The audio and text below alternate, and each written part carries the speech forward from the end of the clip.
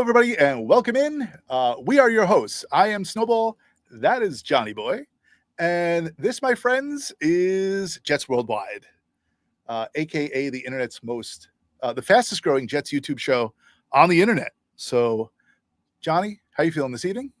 Feeling great. Hello, everybody. I'm Johnny Boy, and that's Snowball. And this is Jets Worldwide.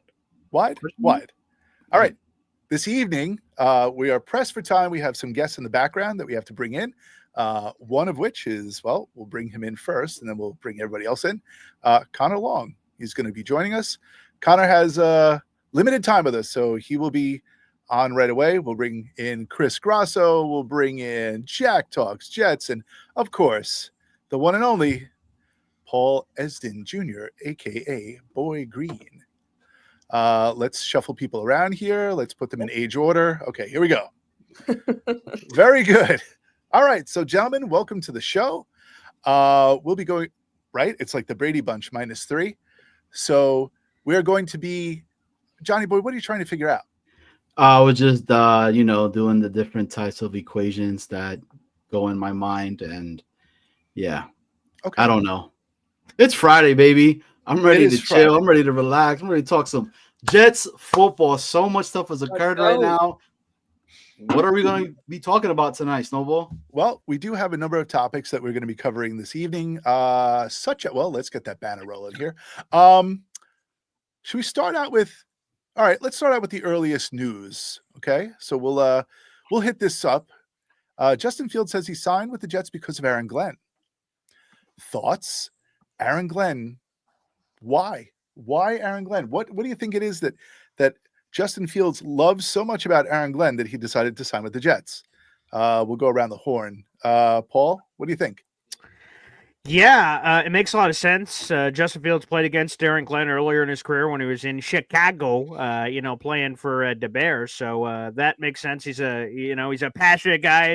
He's a longtime former player, played in the league for 15 years. So that makes a lot of sense that they would have had those battles. It makes sense from Aaron Glenn's perspective because if you look at Justin Fields, Randy Lang of the New York Jets, he's a longtime senior contributor. He put up the numbers that Justin Fields put up against Aaron Glenn Lion defenses, and Aaron Glenn struggled, like a lot of people did, defending that run and that dual threat ability. So it makes a lot of sense that, you would say this, if you can't beat them, join them. I don't want to stop that, so let's add that to the team. And plus, Justin Fields is 26 years of age, and I think clearly the second-best quarterback available, not named Sam Darnold. So it made a lot of sense. I can understand why Aaron Glenn wanted Fields, and Fields gets an opportunity to start here and maybe have one of those Baker Mayfield, Sam Darnold, which is a funny name to use in this scenario, but one of those kind of years where he can reestablish his value and get big buco bucks in the near future. All right. Connor, anything to add? First off, before I get into it, Snowball, Johnny Boy, appreciate you having me. Always fun coming on here and chopping it up, talking some Jets football with you guys. Look, I think this was a mix of what the Jets wanted here in the sense of you're going to move on from Aaron Rodgers and you're going to go with a low-risk, high-reward type guy, and that's what you get in Justin Fields. I understand the contract is a little pricey for what he's produced over the past few years, that 2 years, $40 million with $30 million guaranteed. However, I mean, this is someone who's 26 years old. He hasn't shown he's able to build that sustained success yet because he struggled with consistency. But he's someone, what's the worst thing that could happen? You just need another bridge option. Boom, you move on. I think this is a better move for the Jets overall than trying to roll the dice on a Jameis Winston and Carson Wentz, which you already know what you have with them. You don't know. There's still that glimmer of unknown with Justin Fields. So I think Aaron Glenn wanted them because he was that low-risk, high-reward type guy. And I think Justin Fields wanted to come to the Jets because it's pretty much a guarantee that he's going to start for this team, especially on the contract, rather go back to Pittsburgh where he was benched 6 games into the season. So I think it's a little mix of both sides here. Cool. Jack, anything to add? I agree with Connor, right? Low risk, high reward comes with this Justin Fields signing. And especially because, again, like Connor said, he came here because he wanted to start, which he probably will get the starting job. And I also really like how Justin Fields, right? With the signing of Justin Fields, I think Aaron Glenn really got Fields because he also wanted something new, right? The last few years, we haven't really been having a mobile quarterback. I can't remember the last mobile quarterback we had that can, of course, he has to work on his consistency with throwing, but I think I'm interested to see what Glenn can do in the run game this year with Justin Fields. And I definitely feel like that contributed a lot to the signing. I definitely feel like Eric Glenn wanted something new, a whole reset. He sensed what we could build this culture around, and I feel like he liked that Justin Fields was the one to do it. And I think, I trust Aaron Glenn in this decision. Chris, final thoughts on the topic? Yeah, first off, thank you, Snowball Johnny Boy, for having me on, man. It's a pleasure to be here. And yeah, I think, we chose, Justin Fields chose here because Glenn is a tough coach, something the Jets haven't had. Someone's going to hold guys accountable, someone who's going to, set the culture straight, make sure there's no BS in the locker room. And I think Aaron Glenn chose Fields because of what Jack was saying, how he's so mobile and how the Jets haven't had a mobile quarterback for Rodgers certainly wasn't mobile. So yeah, I mean, I'm excited about Fields. I think there's a lot of potential and he just has to work out some of the, bumps and bruises, but I think he'll be fine. So I have to say this, right? I was saying it for a while when everything was talking about Aaron possibly leaving. You had Wilson talking about, there's big issues between both of them. You see the frustration coming out of him and all that. And I thought to myself, and I said, man, who's that one player that he has that connection with, that he's already built it with and all that? Oh, wait a second. I think he has that with Fields and everything. Just putting that out there, man, people were killing me for it. That's never going to happen. He's all this. If we look at the numbers that the line that he had over there in Chicago, that 1 year that I think he ran for something like over 1,000 yards or whatever he did, right? They were ranked like 31. They were like almost dead last of a line, which was insane to me. And they've been the bottom of the barrel for a while. So people just constantly keep just saying that Justin Fields is not good. He's not this, he's that, and all that as well. He's given a chance coming over here with us. I really believe that, he had a conversation with Glenn, and Glenn said, hey, we're not going to do what they did over there to you, to the Steelers itself. You're going to bring another dimension that we have not had in here in a long, very long time. And look, we're the New York Jets and we're built for this.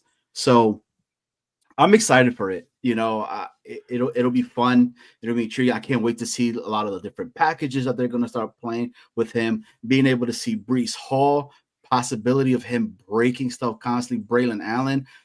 It'll be 3rd and 2, and you don't know who's going to get the ball, right? Is it going to be Fields? Is it going to be Breece? Is it going to be Braylon Allen? Can you imagine that, trying to coach that up and be like, who's going to have the ball and potentially, break one off? So I'm a lot of people are like, no, this season and everything. Look, it's 0-0 right now for me, right? It's starting all over again, and I got to give it, a chance. I got to let the guys do what they need to do and whatnot. So, that's and my Johnny, I would just throw in, just because you mentioned it, for people who don't understand, Justin Fields in 2022 had 1,100 rushing yards, which, by the way, is more than Breece Hall has ever had in a single season. That's the second most all-time ever by a quarterback in a single season. Lamar is the most. He did that in his 2019 MVP season, where he had 1,200 rushing yards. So here's the list of all-time single-season rushing yards leader: Lamar Jackson, Justin Fields, Michael Vick. Not sure if you've heard of that guy before. And then Lamar Jackson again. That's the sandwich of elite running quarterback. So pretty unique. Yeah, not to mention the connection with Garrett Wilson, connection with Jeremy Ruckert. Mm-hmm. And then Fields comes in and they bring in Myers, right? His old center. So, there's good chemistry. There's something there to begin with. So you said Myers. And I'm going to have to touch on that really quickly, especially with these guys, because I don't know what they think in regards to that, right? So, the big thing out there is talking about Tittman, moving him to some other position, moving AVT to possibly running back, Garrett Wilson as safety. There's a lot of people out there. The reason I'm saying all this, I'm joking around with that, right? But they're trying to play musical chairs in regards to the line that we have. Connor, what's your thoughts on that, right? Do you want to move Tittman, plug in Myers as center, and then AVT as a right tackle? Is that what sounds good to you? I mean, thoughts? No, not at all, Johnny. I think this is a signing made by the Jets. You look at a guy like Myers. He's been a starting center for the past 4 years with the Packers. He's been a below average starting center. I still think you're starting caliber if you're within the top 32 at your respective position group, but he's been very, very below average for a starting center. The way I look at this move is the Jets lack interior offensive line depth now, especially with Wes Schweitzer going to the Patriots. I think this is a perfect depth piece for the Jets. When it comes to overall, though, playing musical chairs, AVT to tackle, Titman to guard, why would you want to do that? Both times, it's a great luxury, first off, to have that flexibility with AVT where you could play 4 out of the 5 offensive line positions. But whenever you've swung him out to tackle, he's gotten hurt. When he's healthy and he's a guard, there's a chance he's an all-pro. I want to keep AVT at guard, and when it comes to Titman playing center, I know that wasn't his natural position coming out of college, but he's thrived as this team's center over the past 2 seasons. I'm going to leave the rest of the line as it is. A guy I really, really like at right tackle, though, in free agency is Kendall Lamb, 10-year NFL veteran, someone who's been great in pass protection throughout his entire career. I'd love to bring him in. And then Ozzie Trapillo from Boston College is my guy in this year's draft. 6'8", 309 pounds, dense build, plays in a run-heavy scheme at Boston College. Those are the main guys I'm looking for right now to come in and plug in that right tackle position. All 4 fifths of the offensive line is solidified. Let's make that clear. We're just looking for that 5th piece. You might as well go get a true right tackle than try to play musical chairs. Where is he supposed to get drafted at? Where are they talking about? Because that's the guy that I would want, the Boston College kid.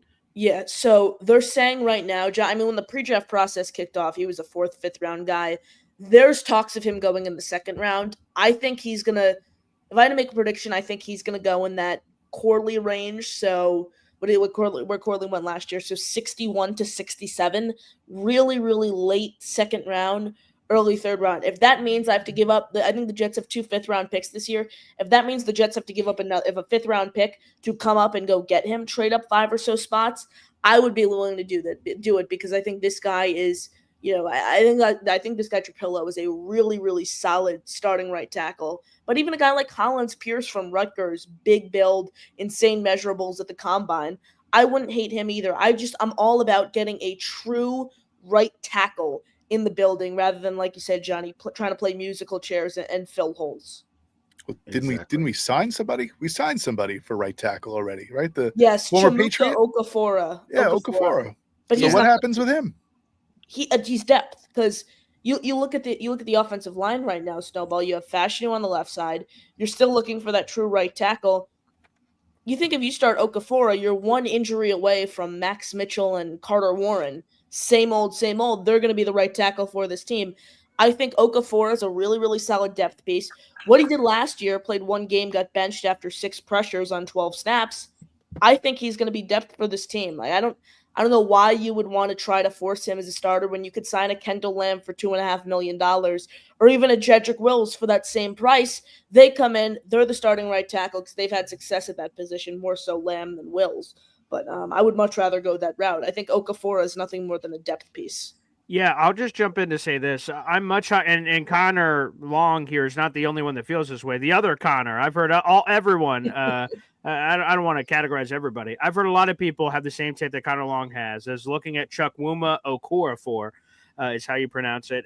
A lot of people have looked at him and said, depth guy. And I think we're overlooking what he was. He was a solid right tackle for Pittsburgh, not some slap junk team. I'll make sure I have my lingo appropriate to the panel. Okay. He started for what, 3 years? He started? Yeah.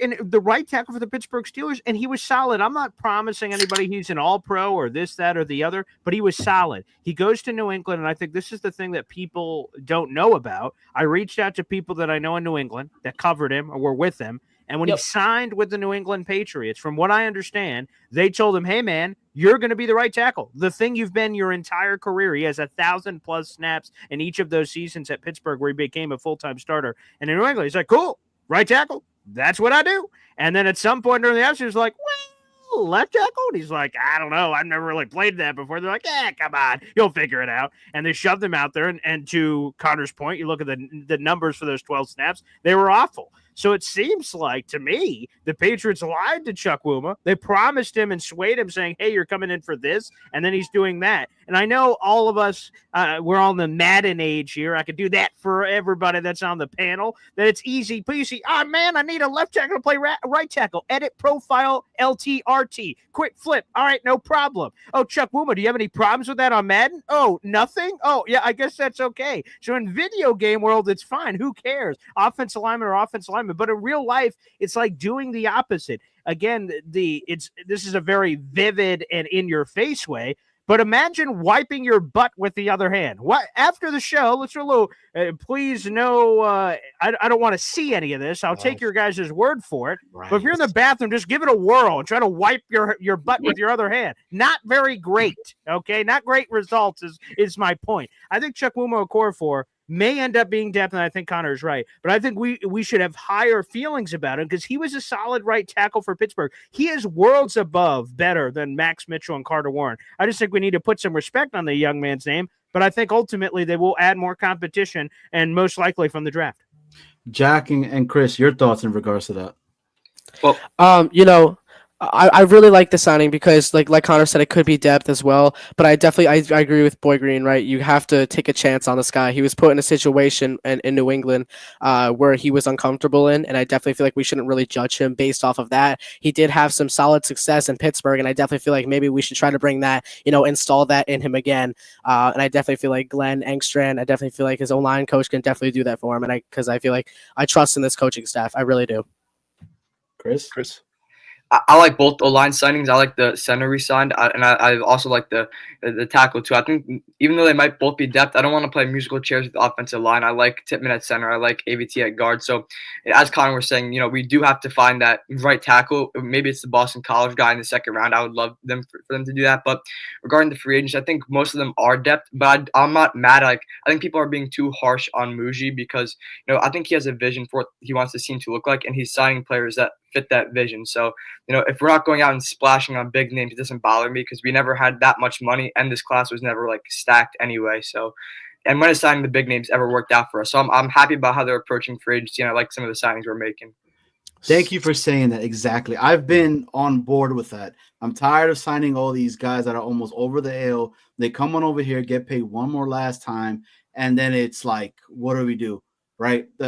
Nobody thought that Tyron Smith was going to be what he was last year. But I think it was a blessing, right, in disguise for us itself, because it really showed how good Olu is and all the potential that he has there. The Okafor thing, right? We get the kid because I'm saying I'm big on the Boston College one. Being able to get him in the later stuff like that and kind of get the other pieces that we're needing, right? Some weapons, whatever. Whichever way they go in the draft, right, in the first round, you could get a guy like that. I thought third, so I was thinking third, right, and he'll still be there. And why not learn really quickly? And then if it is not that, and just he ends up beating Okafor or whatever his name, I could never pronounce his name right. Why not and start him? Well, can we get the correct pronunciation? Yeah, it is a Chuck Wuma Okorafor. There's an extra in there. Okorafor. Okay. Correct. Yes. Chloroform. Got it. Yeah, that's it. You nailed it.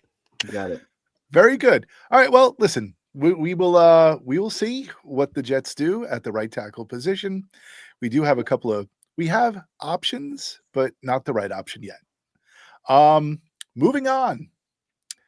Can we talk about this? Can we talk about Tyler Conklin signing a 1-year deal with the Chargers? We thought that Tyler Conklin was going to stay with the Jets, and then he went to the Chargers and had a talk, and then he never returned. So, thoughts on Tyler Conklin, and what did the Jets do at the tight end position this year? Chris, let's start with you. I think this only confirms the inevitable of taking Tyler Warren at 7. I think Glenn is going to be all over that. Moody's going to be all over that because, I think that they envision Warren as like a football guy, like a locker room guy, and he could be like our George Kittle, and I love that pick. I mean, tight end is obviously a huge hole. We need a safety blanket for Justin Fields. So I think, this pretty much solidifies the Warren pick. And yeah, that'd be a good thing in my eyes. Can I ask how many tight ends do we have on the Jets right now? 2. I believe we have 5 or 6, actually. I thought there was only 2, and then I was going through the Jets roster, and they signed a bunch of guys, apparently, to some of those reserve futures. So we still have guys like Neil Johnson, Zach Kuntz, Andrew Beck, they list at tight end, but he's actually just a fullback. So there's more names than we think, but really it means nothing. Because Two none of those... legit rosterable players. We have Right, yeah. Ruckert and Smart. Yeah. Old Dominion, Monarch, Yes, Zach yeah. Kuntz. Is that what we're talking about? That's Shout out to my Monarchs. The baby giraffe. All right. So Although I don't see Rucker being on this team coming in week 1. I don't see it. I don't see it. Really? hold on, Jack. Yeah, Hold on. Yeah. Calm it, Jack. What are you talking about? Well, I feel like Rucker hasn't really proved anything, right? And especially if you need a good tight end position, you can't really trust Jeremy Rucker to be your tight end 1. I guess we signed Stone Smart, but is he really going to be fully trustworthy for this team? I mean, yes, he did a mediocre job with the Chargers, but I feel like Chris said, drafting Tyler Warren would definitely solidify him as tight end 1, especially because not only is he great in the pass game, he's great in the run game as well, especially if the Jets will go with a run and gun style offense this year. Like we said earlier in the stream, that 3rd and 2, that read option with Breece Hall and Justin Fields is going to need some blockers, and I definitely feel like Warren has the great form, great agility, great athleticism for that role, and I really like, although, yes, I did like Conklin, I definitely feel like he did an awesome job with the Jets. I feel like Warren will do I feel like he'll fill that role in amazing, maybe even be better than Conklin was. So that's why I really like what Chris was saying. And I feel like back to Jeremy Ruckert, I don't think he was a tight end worthy or tight end even 2 worthy, right? I feel like he just wasn't a great blocker, missed a couple of key blocks. He, didn't really have a good form. Feet were crossed a lot of times when I was watching him. And I just noticed that, I think Tyler Warren would be better in the long run. So what are we doing with Ruckert? We're just dropping him like a hot rock? I mean, maybe we just, I don't see anybody trading for him really. So maybe we keep him. I'm just saying, it's not a guarantee for me. I'm just saying I don't really see him 100% being on this team next year. I gotta look. I'm looking at Connor right now, and Connor is giving the death stare to It's like Jeff salivating, right? Like, wait, what? Your thoughts I on think that, they are Connor? going to cut him. What? Another And one? they should. What has he shown that he's a rosterable player? I mean, dropping passes, an unreliable blocker. You need someone in there. I don't care if this means you draft Luke Lachey in the 6th round this year from Iowa. I would take him over Jeremy Rucker. Jeremy Rucker is a human turnstile in the run blocking game. Can't catch a pass to save his life. What does he provide that makes him a rosterable player? I think right now you look at the Jets tight end room. Stone Smart, as crazy as that sounds, Stone Smart, ladies and gentlemen, is the New York Jets tight end 1. Look at what Tyler Conklin did. Going and walking to the Los Angeles Chargers. We all thought, he's going to get 3 for 21, 3 for 27. 1 year, $3.5 million for Tyler Conklin. I would have brought him back financials were released. Yeah, the financial release. I have it right here from Mike Garafolo. Yeah. Tyler Conklin signed a 1-year deal with a base value of $3 million as upside to $4.5 million, and those are reachable incentives to get to that max value of $4.5 million. So if you put it this way, when he signed with the Jets initially, it was a 3-year deal for $21 million. That's $7 million per. He got less than half of that for a 1-year deal. I mean, he got nothing. Disgusting. Very disgusting. Sure. I just want to say I appreciate all you guys having me. I gotta run. I gotta hop over. I gotta handle something quickly. But I appreciate you guys having me as always. And all you guys have a good night. Where can they catch you at, Connor? Appreciate it. You guys can find me. First off, like I said, appreciate you all having me. You can find me on NY Flight Jets Talk on YouTube every night, every day. We're talking New York Jets football, next gen Jets on that same channel with Jack, Chris, and the whole crew. So come and check us out. NY Flight Jets Talk on YouTube. Smash the like button. Hit subscribe for Snowball and Johnny Boy. Appreciate you all. BG, Jack, Chris, Johnny, Snowball. Have a good Appreciate night. you, Connor. Peace. Connor, take care. Thanks. Oh, I'll hit the eject button. Yeah. Or he ejected himself. All right. Oh wow. Okay. There you go. So let me ask you guys this then, right? Let's stay on the topic with Ruck real quick, right? So do we put any blame at all at the coaching? Because I don't feel like they utilized anybody on this team, even Garrett Wilson. I think Garrett Wilson should have been used a lot more. He wasn't. Corley, who was Corley? We still have no idea in regards to that. You had a huge running back, 3rd and 2nd. Hey, let me go ahead and throw a fade over to Devontae Adams for some odd reason when I got Garrett Wilson wide open. Now, what's your thoughts on that, guys? Okay. Yeah, go ahead, Chris. Yeah, so I agree with Johnny. You know, I don't think we can trust how any player performed due to how poor the coaching was. I don't think Rucker will be cut. I think he hasn't shown a lot with us, but I think, you know, the chemistry you guys with Fields from Ohio State and the fact that he's still young and has a chance to be coached up, you know, all those are reasons why you at least, like, you know, you wait and see with them. You don't, you know, just show him the door immediately. But yeah, you know, I agree with Johnny on that. You know, we have good. I hope and I think we have much better coaching now. So I think we should re-wait and see what all these players do under these new coaches.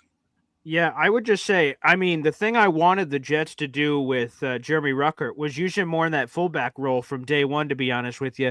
If you watch one Jets drive coming out of that first year that they selected Jeremy Rucker in the third round, Mike LaFleur, offensive coordinator at the time, talked about, look at how they used him as a blocker at Ohio State. The receiving numbers aren't crazy, but you look at all the players that were there at Ohio State, it made sense that Jeremy Rucker wasn't this featured weapon, and they used him as his blocker. And I said, perfect. They can use Jeremy Rucker in this H-back role. It's going to be great. They never did.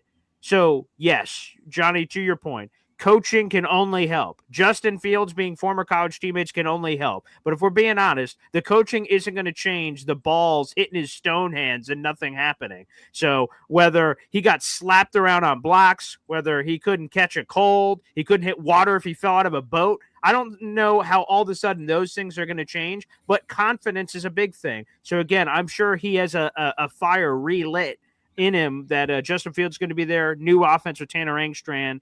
But the fact of the matter is, I think we're just overrating him because it's a great story. He's a Jets fan. His dad was a Jets fan. Cool draft story. I think we all wanted it to work for all those reasons. But the fact of the matter is, he's been a terrible football player at the NFL level. But I hope that he, again, because of what Chris said, he's got another year of dirt cheap money. But why wouldn't you keep him on the 90-man roster? And by the way, Stone Cold Smart? Neil Johnson, Zach Gooch. It's not as if the Jets are, overflowing the cupboard with a tight end option. So Jeremy Rucker should have a chance. He's going to be on this 90-man roster heading into training camp. What happens next is up to him. Are the Jets taking Tyler Warren 7th overall? Are they taking a combination of tight ends in the mid-rounds? There's a lot of guys I like. Mason Taylor out of LSU. My boy Rondé Gatson here out of Syracuse. Terrence Ferguson out of Oregon. There's a bountiful fruit tree of tight ends. We can just pluck the fruit we want off the tree to add to the rotation here. Rucker will have a chance. We'll see what he does with it. So jumping off on that point, Paul, you said that there is a cornucopia of tight ends available good word in use. the draft. Yeah, good word usage. A plethora. No, sure. Ample, right? Bountiful. Yeah. Pick your word, but Sure. Cornhole. Why 7 for Warren? If there's so many tight ends and that the tree is just full of fruit, why are we going after 7 Warren? I'm glad that you brought that up, Snowball. Well, I would say this, bountiful, ample, plentiful, pick your word that you want. Snowball, let me ask you a question first. Sure. To feed me into my own. How many teachers are there on the planet, Snowball? A lot. There are a lot of teachers in New York State alone. There are. Yeah. I just looked this up. There are 375,000 teachers in New York State alone. How many of them are good? They're all good. That's the right answer, Snowball. Way to go! Thanks, everybody. We'll see you. The fact of the matter is why take Tyler Warren at 7 when there's plenty of tight ends in this draft? The last time I checked, when I looked through the tight end rankings, I did that right before the show too. Only one of them was named Tyler Warren. That's sort of weird. There was no other Tyler Warrens in there.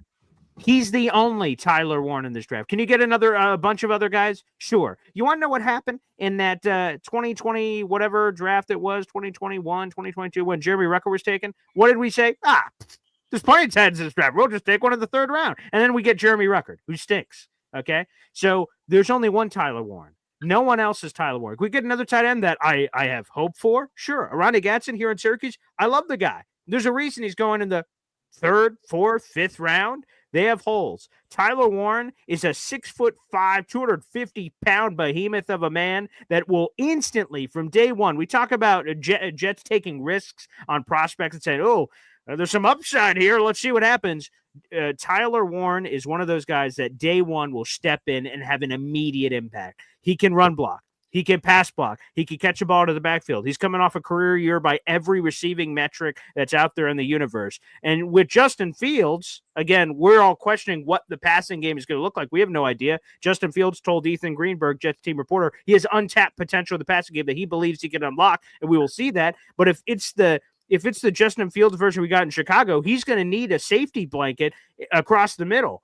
A safety blanket you're supposed to, cuddle up to at night, and it gives you that warm, tingly feeling when you're, putting your head on the pillow. Jeremy Rucker does not give me that warm, tingly feeling. It makes me want to look under my bed to make sure the boogie woogie man isn't under there. That's what Jeremy Rucker does. He gives me nightmares. I want someone that's going to make me dream the impossible dream of what this offense can look like. That's Tyler Warren. He can help in every phase of the game. And with right tackle being a major question mark, whoever's playing right tackle, I know Tyler Warren's going to help him by being that permanent chip block on that right side. I think Tyler Warren just helps check off so many things off the bucket list for the New York Jets. So I'd rather take quality over some random name in a depth class. Jack, what say you? Agree or disagree? I mean, I agree with Boy Green. There's only one Tyler Warren, like he said, and I think that's my pick at number 7 right now. That's my number 1 pick. I really want Tyler Warren. Another guy I'm really high on right now is Ted McMillan. But let's say we don't go Warren, right? Would you guys be interested in maybe taking a guy by the name of Colston Loveland from Michigan or Elijah Arroyo in Miami? Because I feel like those guys also have lots of upside. I would definitely be interested. Aren't they primarily receiving tight ends? That would have been my follow-up. I believe so. Yeah, that would have been my follow-up. Is the thing that attracts me to Tyler Warren so much is his ability to block. And again, have that inline blocker. Colston Loveland, as a random example, seems to be this prolific receiving tight end, which would be awesome. Shoot, don't we all need that? But I want the guy that's a little bit of a combination. And even if Tyler Warren doesn't quite go to the Colston Loveland level from a receiving game, I'll take what's less there, what's the pro more in blocking, if that makes sense. So, no, those guys are interesting, and Colston Loveland could do, like, if the Jets go Tyler Warren at 7, I could totally see the Colts taking Colston Loveland at 14. So they're both considered very well. I just wrote this article up on the Tyler Conklin news that came through. Daniel Jeremiah in his top 50 big board has 2 tight ends in the top 6 overall players in this class. Tyler Warren's number 5, Colston Loveland's number 6. So that's how high he feels about this entire class and specifically those 2 individuals. So we are comfortable with tight end at 7. 1,000% I am. Yes. So I am too. So I'm gonna throw this out there. Not saying this is gonna happen. Okay, so everybody don't just hear me out. There's been talks. This guy has an injury. His foot's injured right now, right? Supposedly or whatever. He's fallen. You have Abdul Carter, right? He's there. So is Tyler Warren. What are we doing at that point? And you could only pick one, no trade back scenario, none of that. Where are we at? Well, I think we have solidified D line. If there's any needs on D line, to tackle.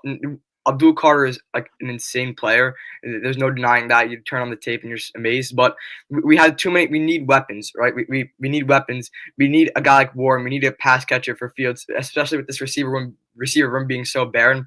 And what I was gonna say is Boy Green made like a great case for Tyler Warren, but I think we have no receivers. I mean, we have no tight ends either, but I wouldn't be mad at Ted McMillan, but especially if we don't make any signings at receiver, I think we'd have to go Ted. Or if we take Tyler Warren at 7, one thing I'd be willing to do is trade back into the first round for Emeka Egbuka, the Ohio State receiver. And he was like boys with Garrett, I think, too. So that would also be a positive. They're like good friends. So yeah, a scenario I would like is Warren at 7.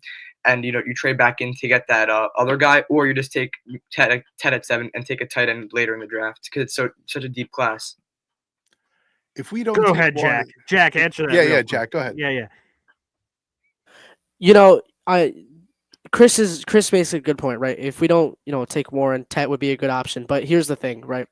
If you take Ted at 7, who's going to be your offensive blocker, right? And that's why I feel like here's the debate between Abdul Carter and Tyler Warren. Yes, I like Abdul Carter, no doubt. He's probably, if not the best, one of, if not the best players in this draft, right?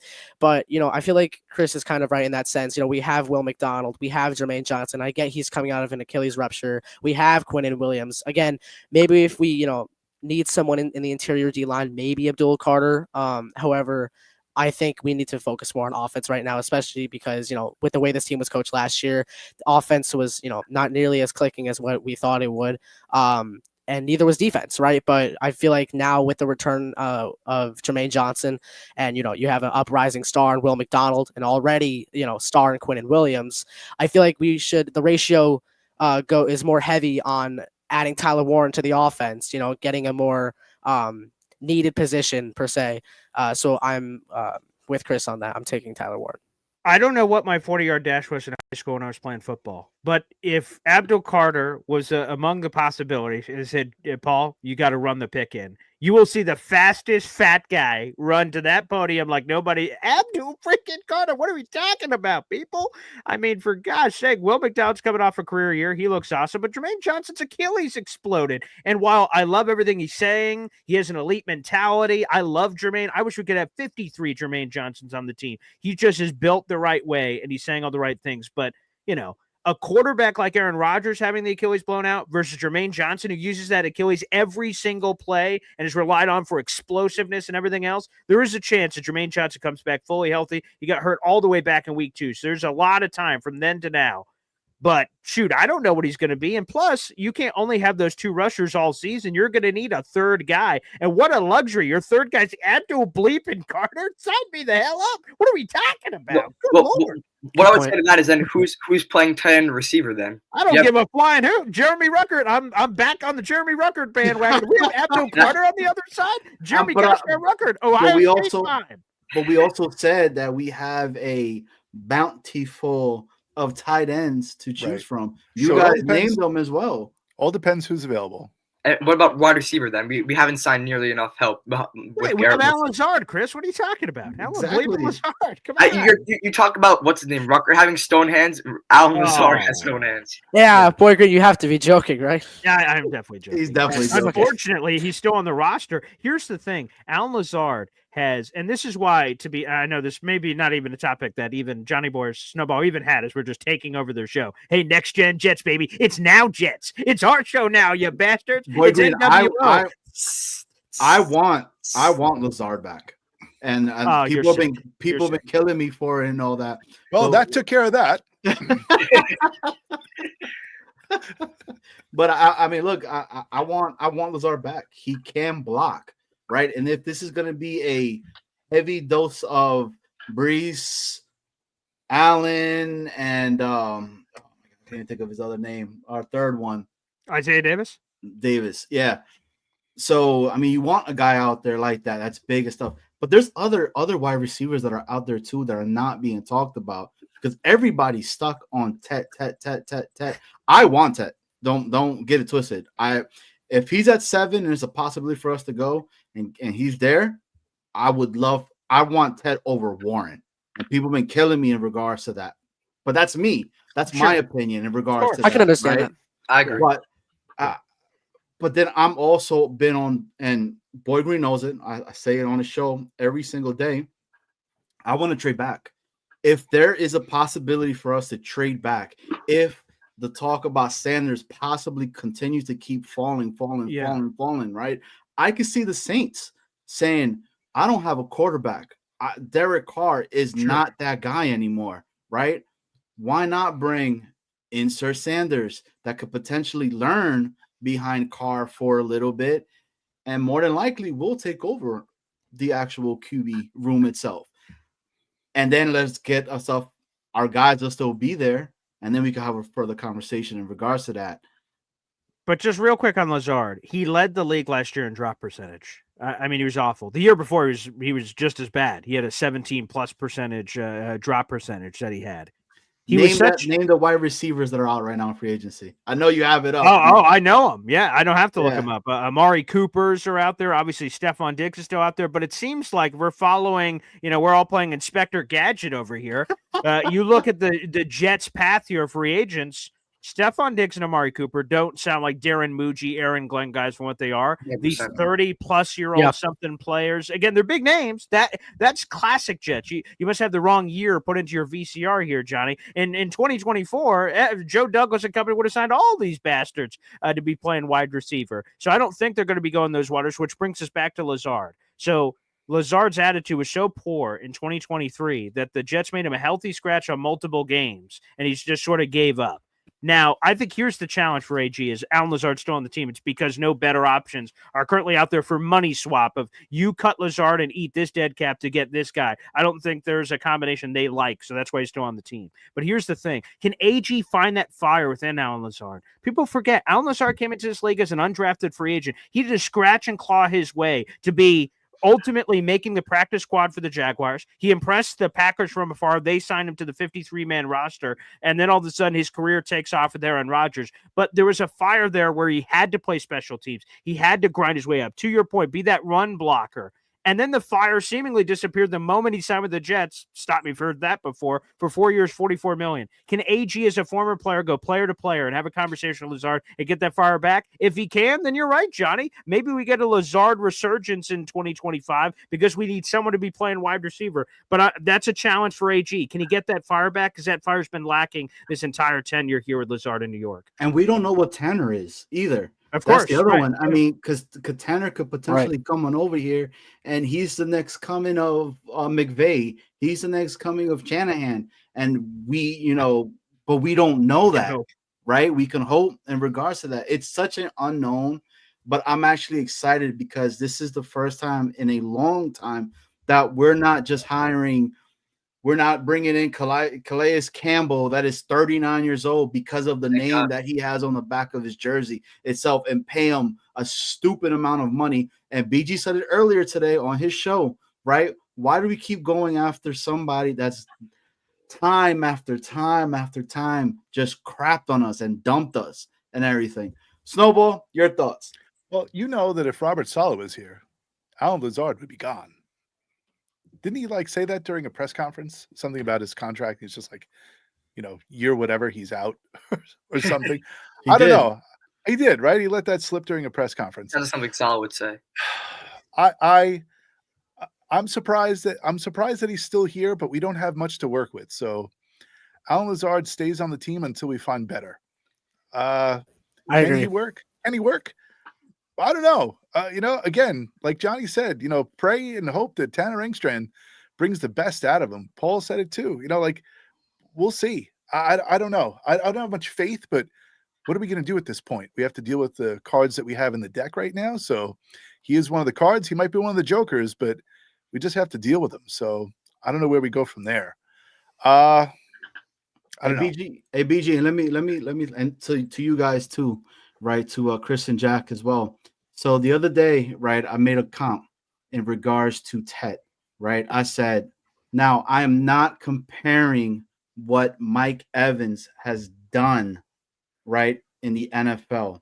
I am comparing what they're saying about him during the combine, what they were saying in regards. They said his ceiling was wide receiver 2. That was it. He cannot separate. Same stuff that they're saying about Tet, right? His contest catch range is not that good as well.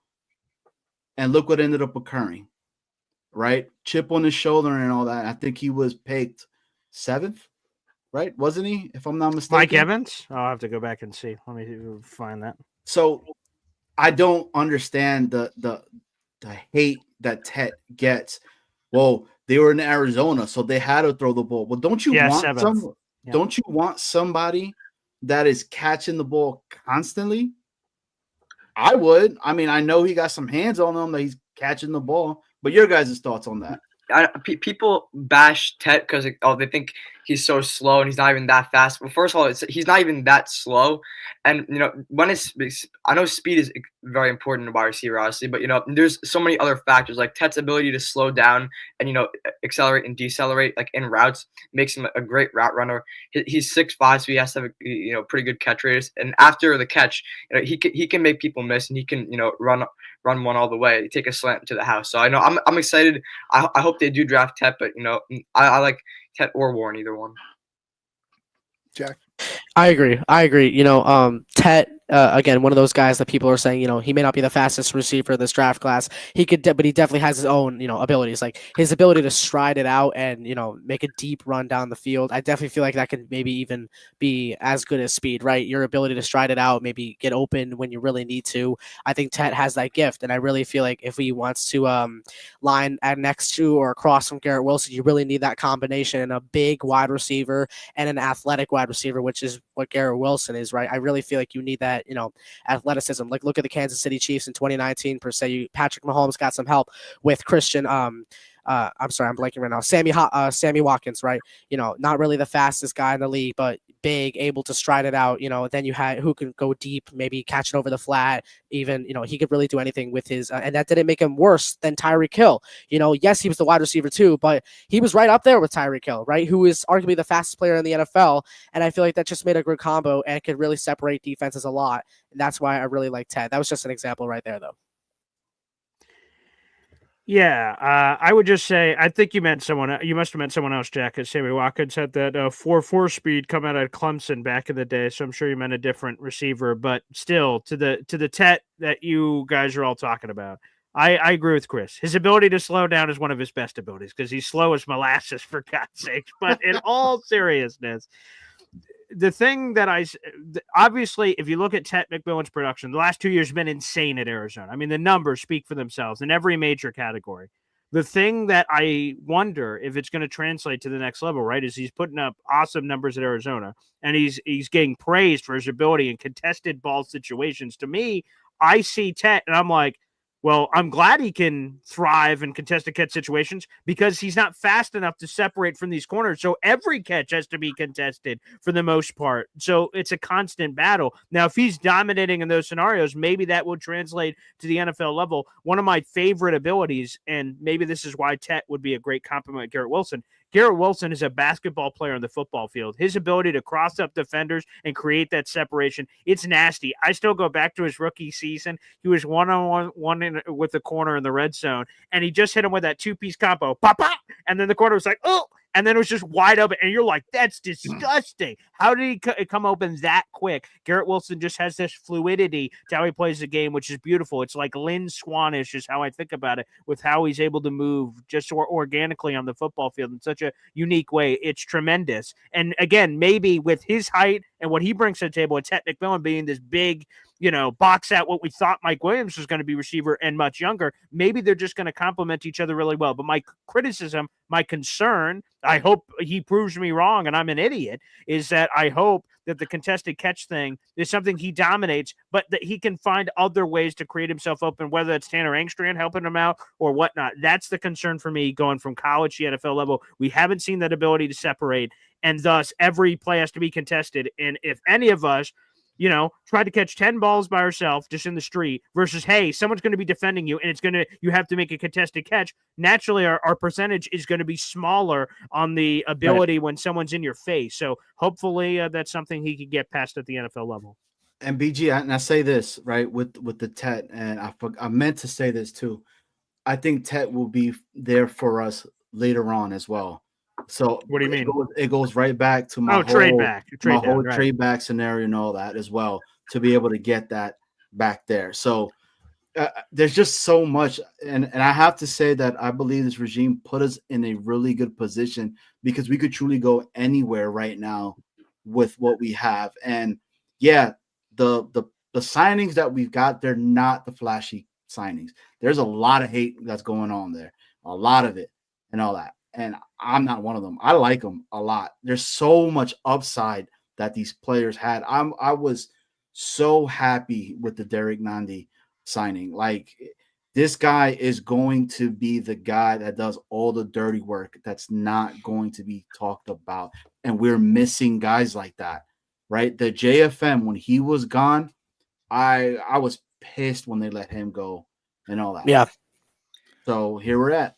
I feel like these Jet fans who are like extremely like frustrated or angry at the signings, like the Jets, what the Jets have done to their fans, they don't know how to properly build a team. So like their fans have this this misconception of like how like Johnny said, you're missing guys who do the dirty work. Like good teams make sure to find those guys and they get them. The Jets, Robert Saleh, and they never had those guys. So now we're finally building it the right way, I hope. And as long as Glenn's a good coach, which I have faith, I think this team, there's good things to come for this team.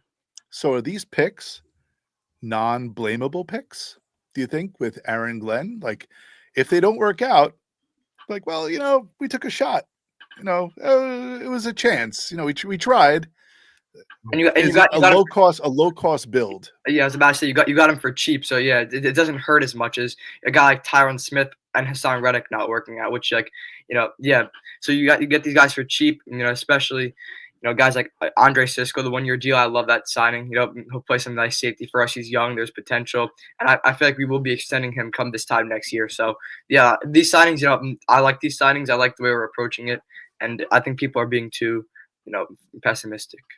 It's not a great way to be, though, Snowball, right? So he signs all these randos like Stone Smart, and then he sucks. He's like, come on, it was Stone Smart. And if they're great, he's like, I'm a genius. It's the greatest strategy of all time. Right? I mean, it's terrific. It's amazing. Muji, he's a genius. No. Yeah. That's the way it strikes me. That it's Stone Cold Smart. They are non-blamable picks. They're picks that there are no expectations, low expectations. You strike gold, you strike gold. They don't, you dump them. It's just the way things go. Can we move on to another topic? But before we move on, so Tet and Warren are there at 7. Johnny, what are you doing? You can't trade back. What are you doing? I can't, for the life of me, pick a tight end at 7, man. I just can't do it. Okay, I can't. I'm sorry. I can't. Give me Tet, baby. Let's go. I want Tet. The second coming of Mike Evans. Let's go. All right. Answer taken. Paul, Tet, and Warren are there at 7. You are. Come on, man. All right. It's Tyler bleeping Warren, for God's sakes. What are you talking about? Can we change it to Warren worshippers now?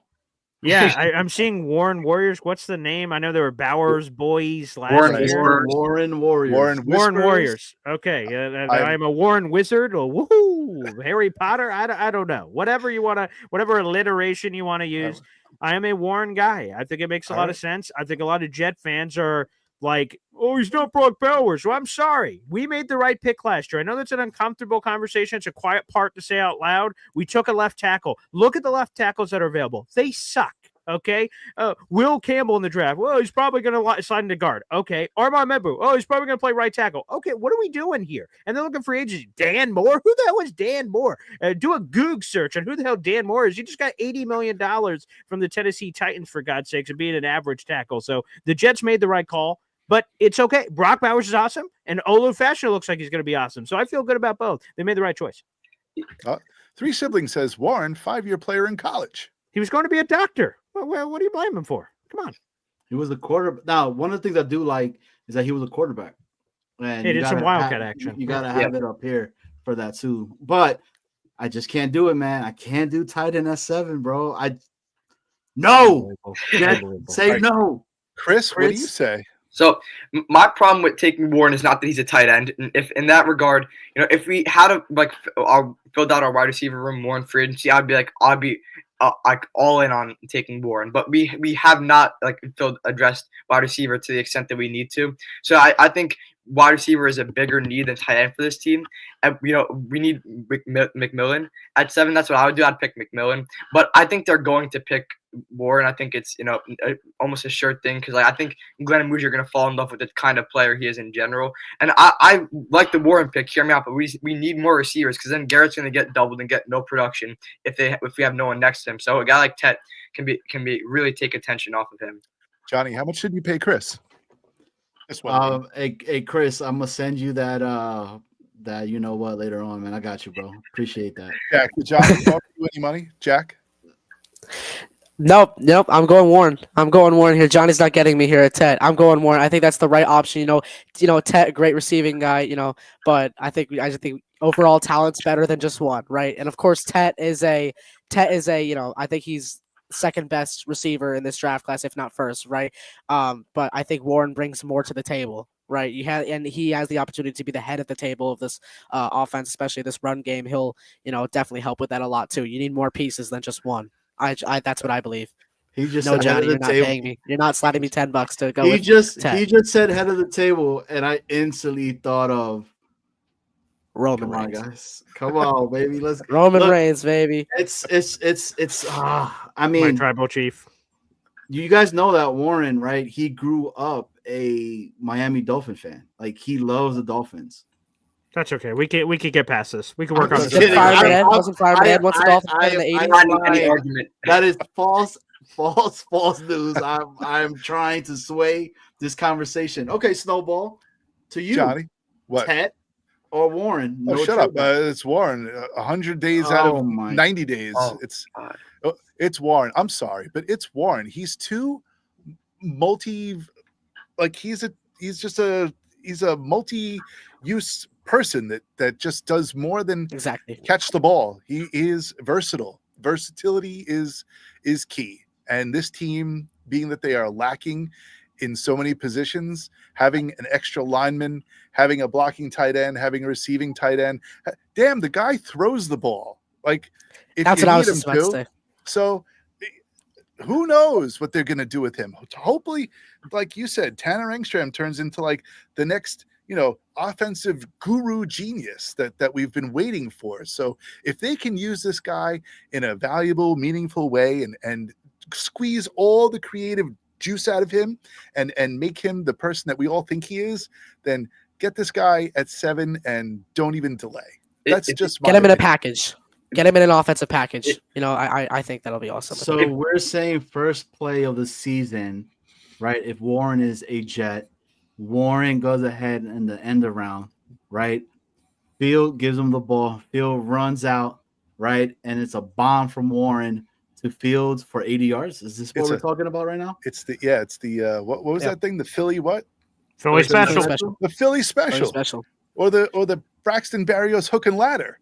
Like, which is Come on, Warren, get the Dolphin special in there for your Dolphin fandom. Yeah, this is hard, man. Like, because then I go back. It is because then I go back and I'm like, well, dang, man. If there's a right tackle that could go into that place of it, and then we make the whole line solid for the next 5 years, wouldn't we want to do that too? Like, I constantly battle that myself. Like every other, if you ask me in an hour from now, it's going to change again.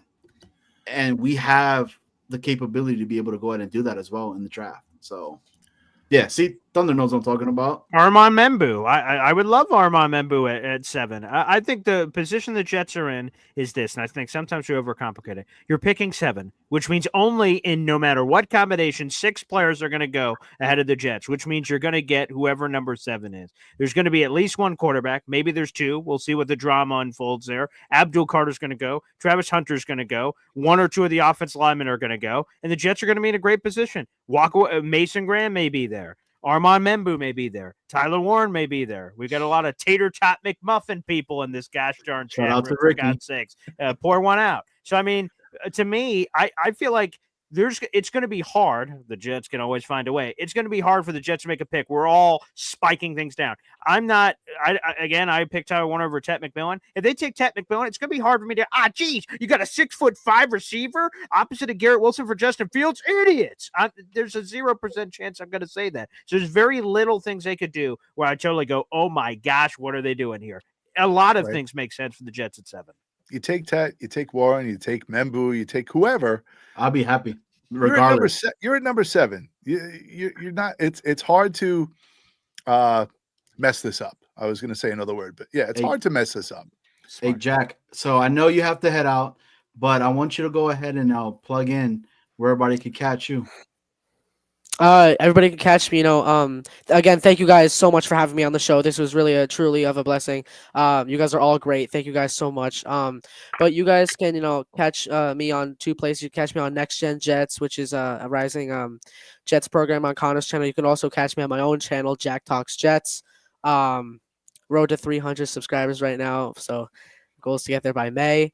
But thank you guys again so much for having me on. Snowball, you're great. Boy Green, you're great. Johnny Boy, you're also great. Chris, you're also great, man. Thank you guys all so much for having me on tonight.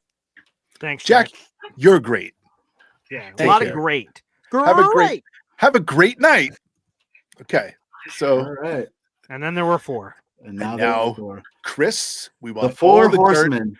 We all want the dirt on the other kids now. Yep.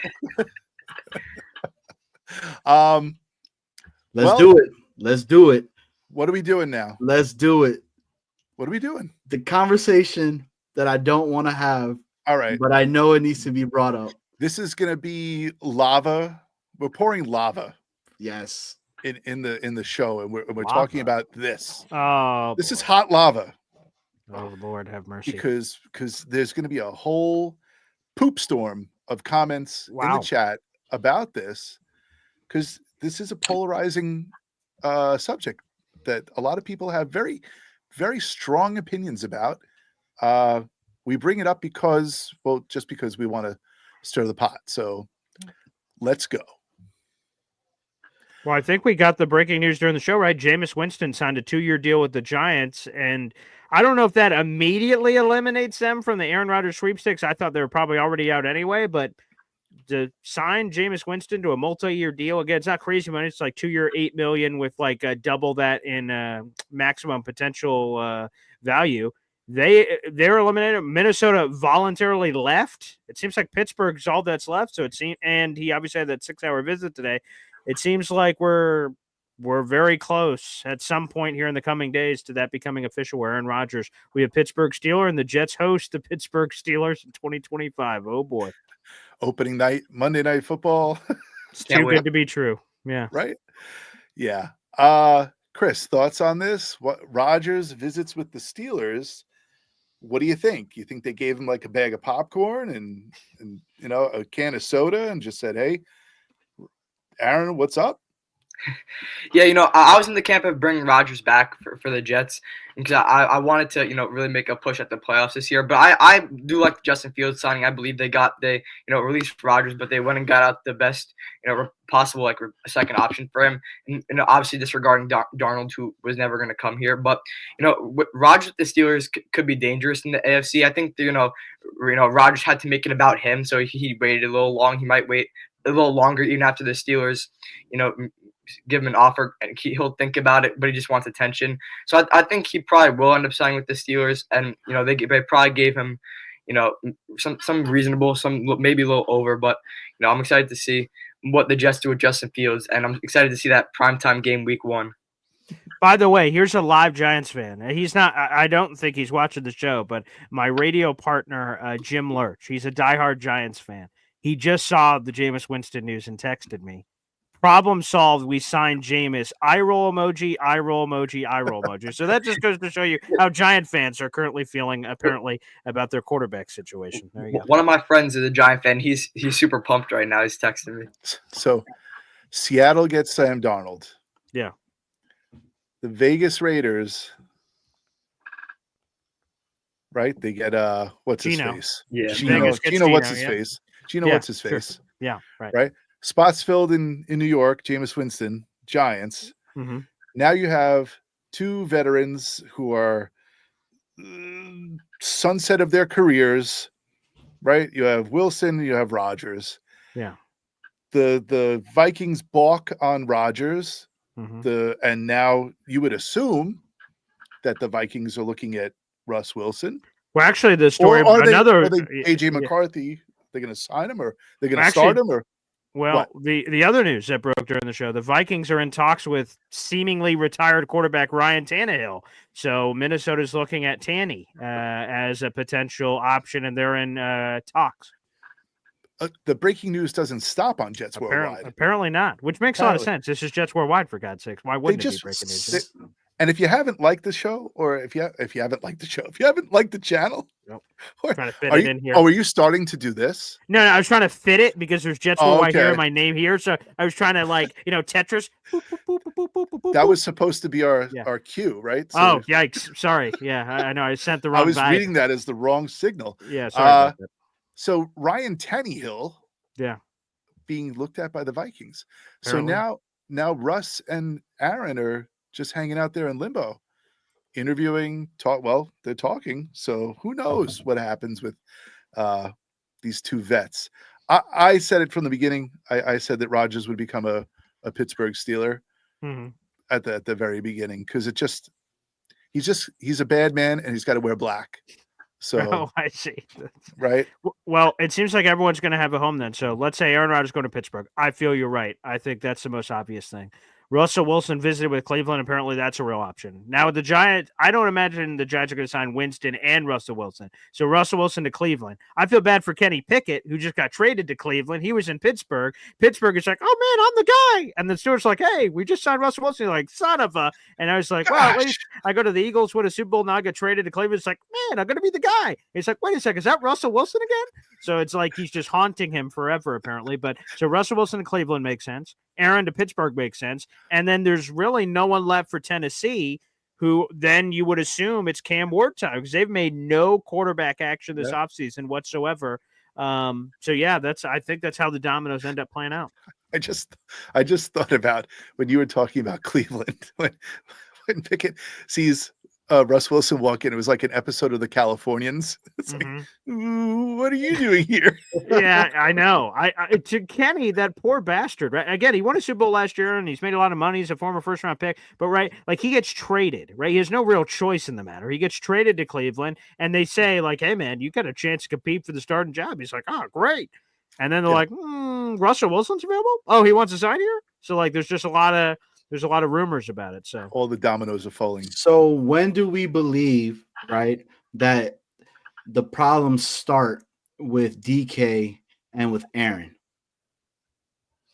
Well, are they keeping George Pickens? I think that's a question, because Pickens is a drama queen. Are they keeping him in DK? And boy, good luck, Rodgers, with that mercurial wide receiver room. Or is there a move, right? Do they trade, now that they just gave DK Metcalf buco bucks free agency contract-wise after the trade, do they immediately jettison George Pickens out because they're like, hey, we never pay receivers, which they never do if you look at their history. We're definitely not paying two. And George Pickens, you're a basket case. We're trading you off to somebody else. I could totally see that. And I say this. Go to the Jets. And I say this, right? He's gone. It's done. Who? He's out of here. Oh, Aaron. He's gone. Put that story to bed. It is what it is, right? The enigma that is Aaron Rodgers. Don't be surprised if that man out of nowhere he made a video on the beach, because out of nowhere there was like 8 different videos of him walking on the beach coming out, right? And it's him saying, I'm retiring. I wouldn't be surprised if that occurred, man. So I'm just, the whole Aaron stuff, man, it is what it is at this point, right? If he goes to Pittsburgh, best of luck to you over there and everything like that. But you are not a Jet anymore. You were not the Hall of Fame quarterback that, for some odd reason, we continue to keep thinking that that's what he was supposed to be with us. He was never supposed to be that. He was only supposed to be a quarterback that could kind of get us over the line itself. That did not happen. All right. And it is what it is at this point. Injuries destroyed him. I understand that thing. It sucks, because I still remember that game. It was one of the worst things ever. Right. Afram, that would be amazing. But Reunited. I doubt that. But again, look, it is what it is. Like he's gone. He's out of here. It's Justin Fields time, baby. All right, get ready for that instant RPO. Right, my man's gonna have running for like 1,100 yards, and we're gonna be talking about Aaron who? Ooh. All right, New Jet City, right? Aaron Glenn. City. Aaron Glenn, yeah. Aaron Glenn, who? baby. Aaron Glenn, yeah. That's the new Aaron in town. A-Rod who? A-Rod who? There you go. Yeah, I mean, Paul, were you in favor of keeping Aaron Rodgers? I was. Yeah. Now, I think two things can be true.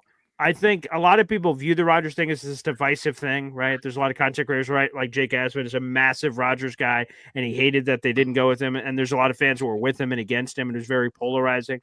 To me, I think two things can be true. I was team Aaron Rodgers back because I thought he was the best possible quarterback they could have for right now.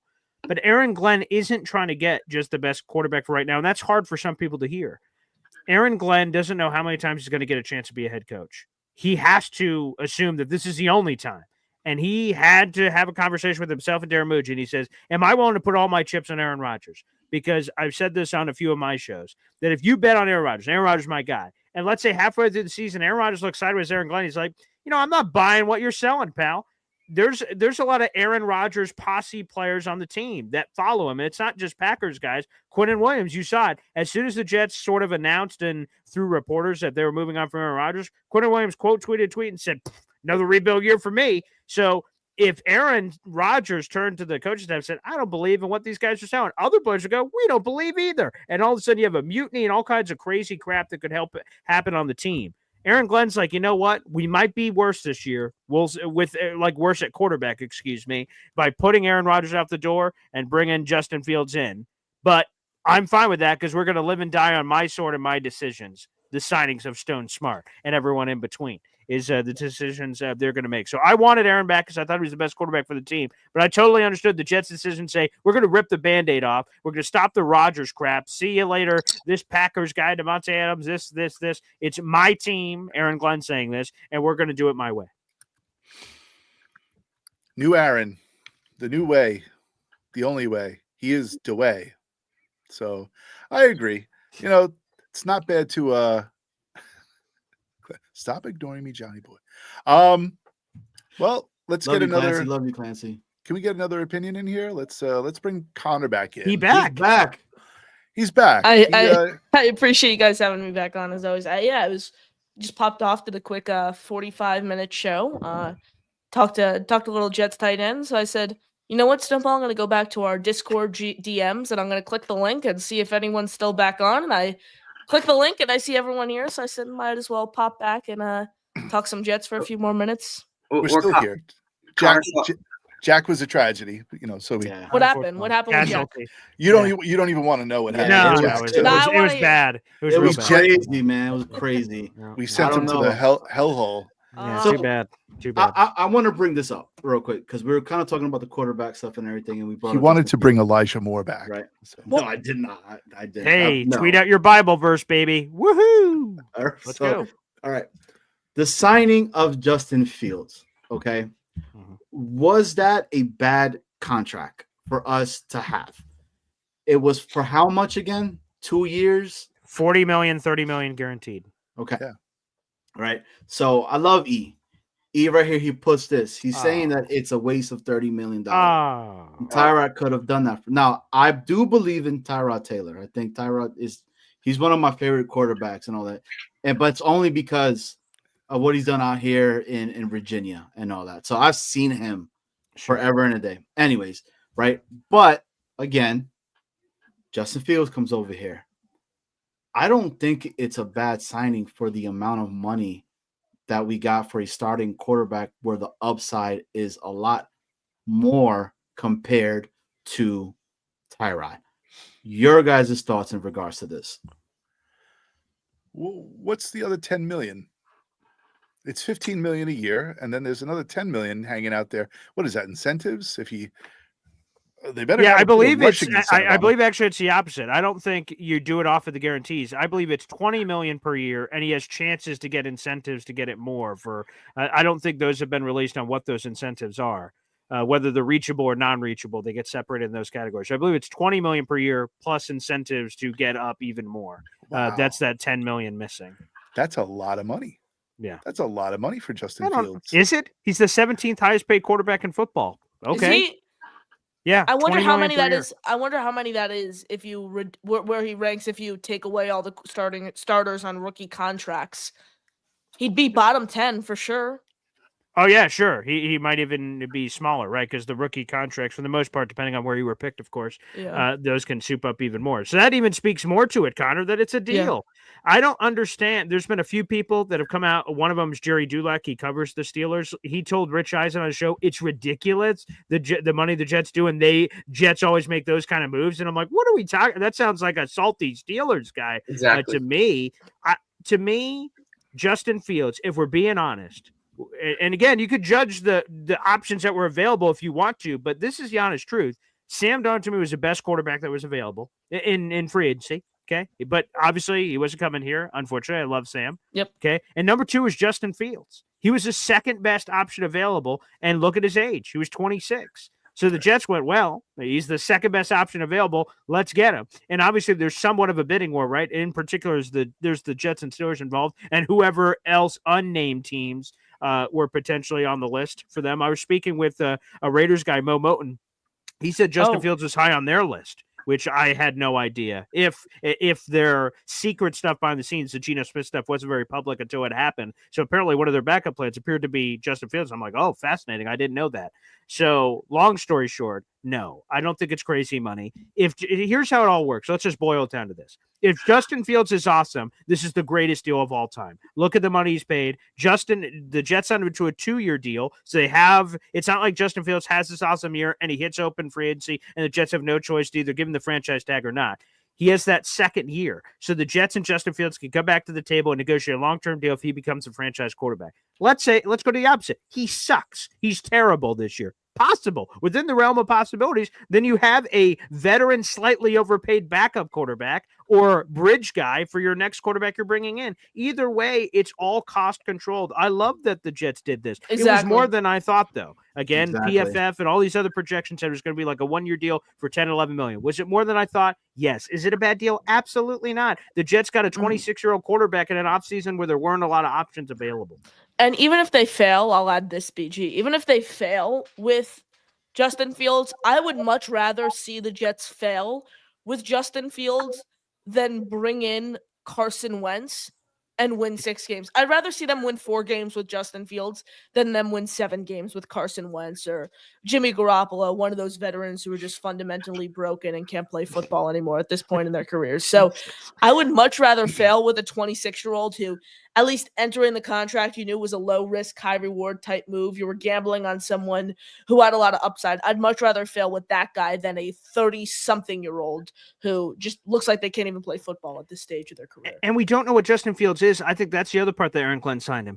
If you told me, Paul, there's a chance Justin Fields is going to turn into blank, we'll determine what blank is, but something better than he is, I'd be like, oh, cool, I could totally see that. If you told me, hey, Carson Wentz, we signed him, he could be this, I'm like, no, he can't. He's like 30, whatever. We know what he is. Marcus Mariota, apparently, were the other one. So people that question Justin Fields, right, say, I didn't want Justin Fields. I'm a Jets fan. My daughter, one of the things she's learned, she's getting up there. She's just turned over 3. She does this. When she doesn't like something, she goes, and she crosses her arms and looks the other way. I'm like, what? She goes, no, thank you. And just crosses her arms. She gets all upset with me. Okay. And here's the thing. If Jet fans turn to go, no, Justin Fields, I don't want him. You want to know what behind was door number 2 and 3, according to Connor Hughes? Marcus Mariota and Carson Wentz. Okay. That was door number 2 and 3. If you didn't like Justin Fields. Yeah, I'll take Justin Fields. Thanks. If this was like a torture chamber and people are torturing me and they're like, Justin Fields, I'm no, I'm never going to tell you. They're like, all right, Carson Wentz come in here. Okay, I'll take Justin Fields. Jesus. They're like, come on. Like, let's be honest. Jameis Winston was out there too. I like Jameis. He went to the Giants, but he did. Chris, your thoughts on this?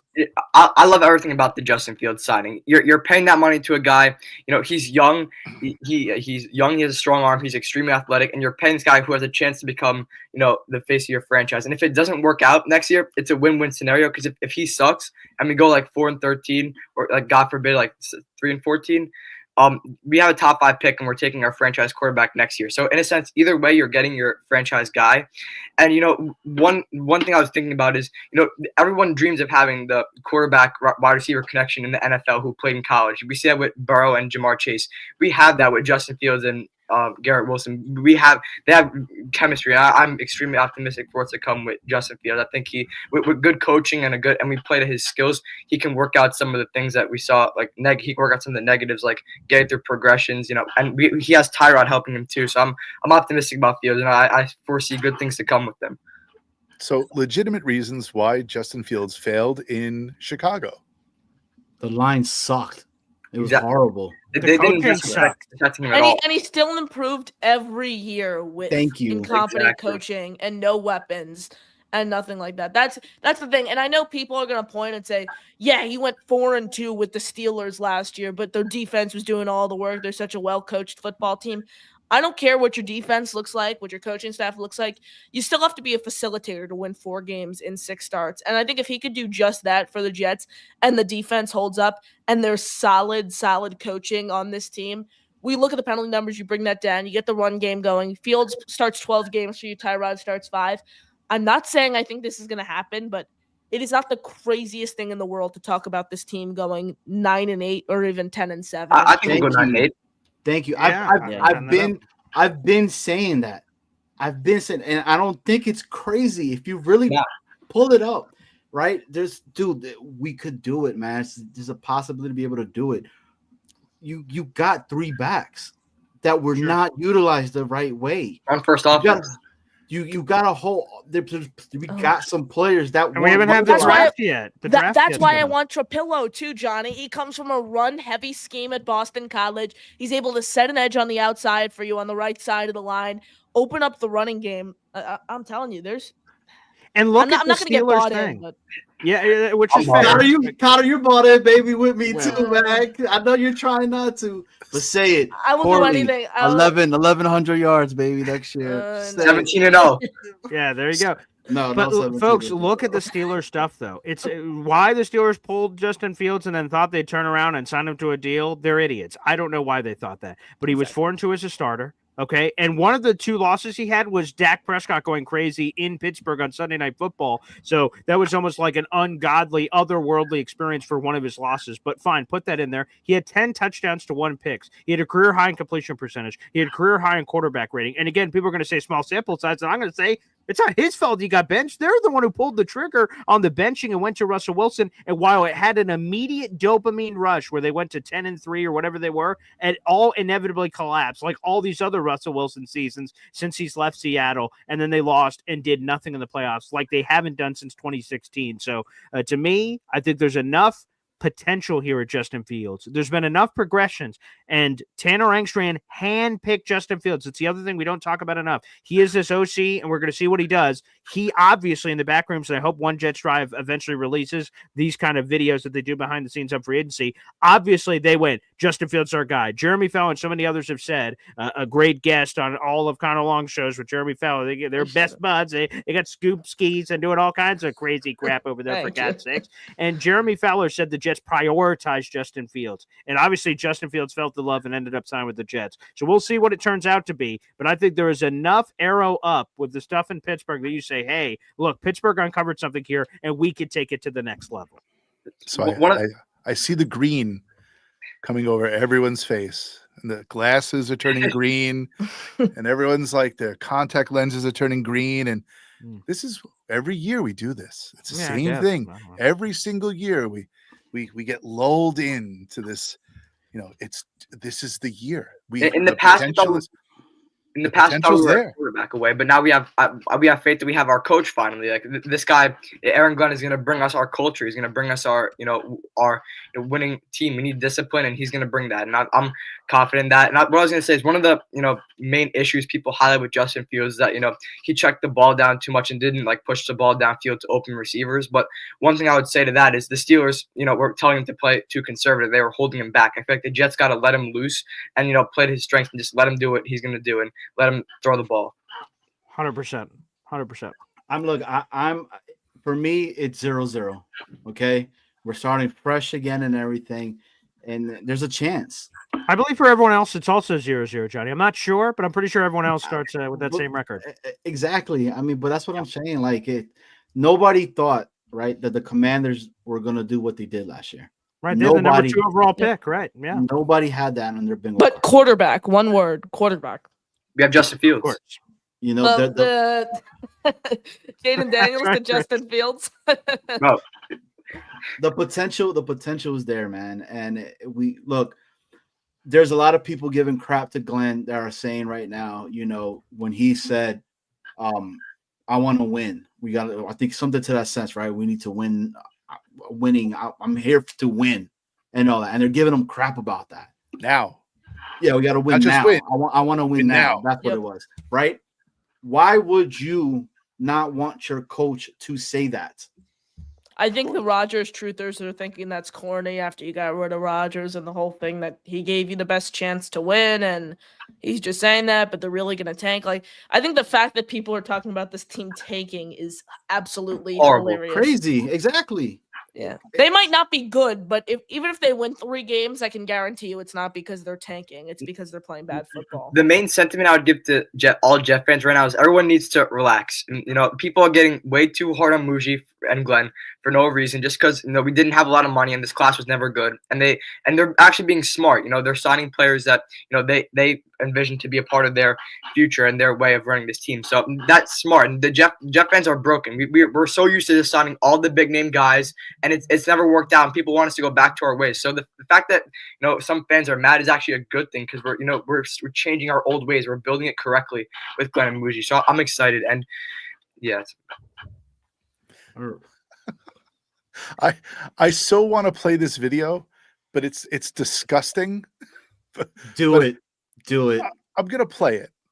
I'm sorry. There are children in the room. I can't play this. Oh God. I can't play it. I can't Yes, play you it. can. I'll play it The later. Namath curse? Namath No. It's not the Namath curse. There's some other garbage in the video. I'll wait until later. I'm sorry. I'm a teacher. I'm supposed to be responsible.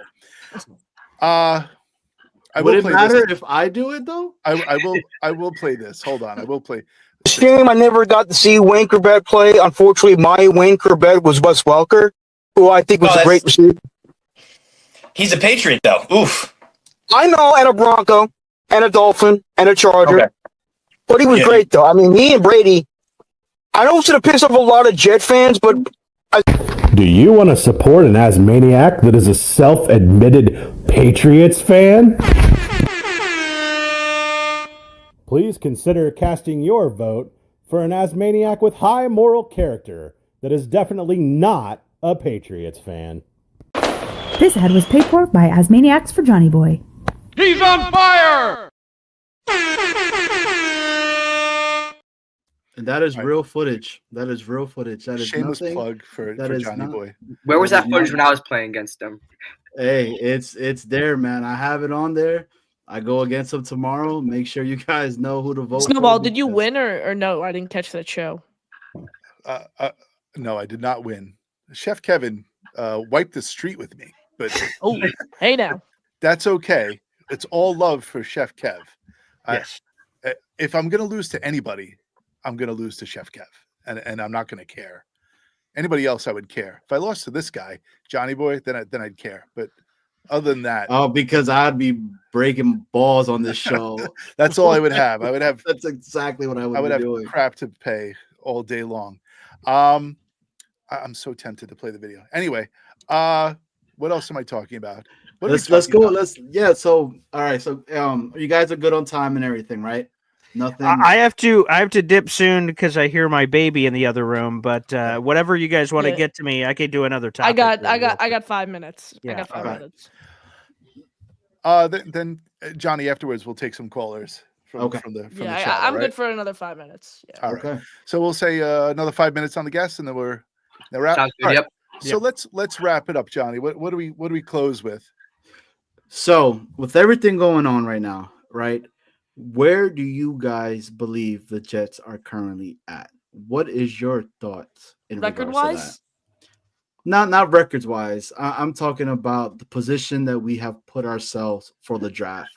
Well, actually, that's a good question. I mean that Connor just brought up. But yes, Johnny, we'll get back to that too. And record wise. Pick the AFC East finishing who's first, second, third, fourth. all right. Okay, this is Jet fans are gonna hate me for this, but I I gotta talk, not in jet green lenses. I gotta talk. Okay, Chris.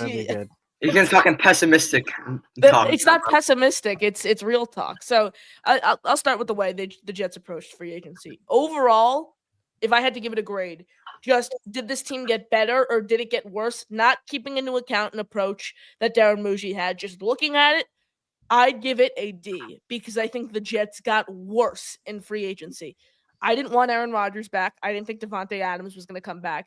I didn't think DJ Reed was going to come back. But you got worse by moving on from those three guys. That's a D because D stands for below average. You got worse. C is if they just did middle of the road. If I had to take into account Darren Muji's approach, I would give it a C+. I would give it a C+ because I thought he went out. He got guys that fit the mold. If you want to gamble on upside, you want to try to find guys who might be here for the long-term future. I think that's what he did, not overpaying for many guys. That's what I do. If I had to predict the AFC East today, Bills first place, 12-5.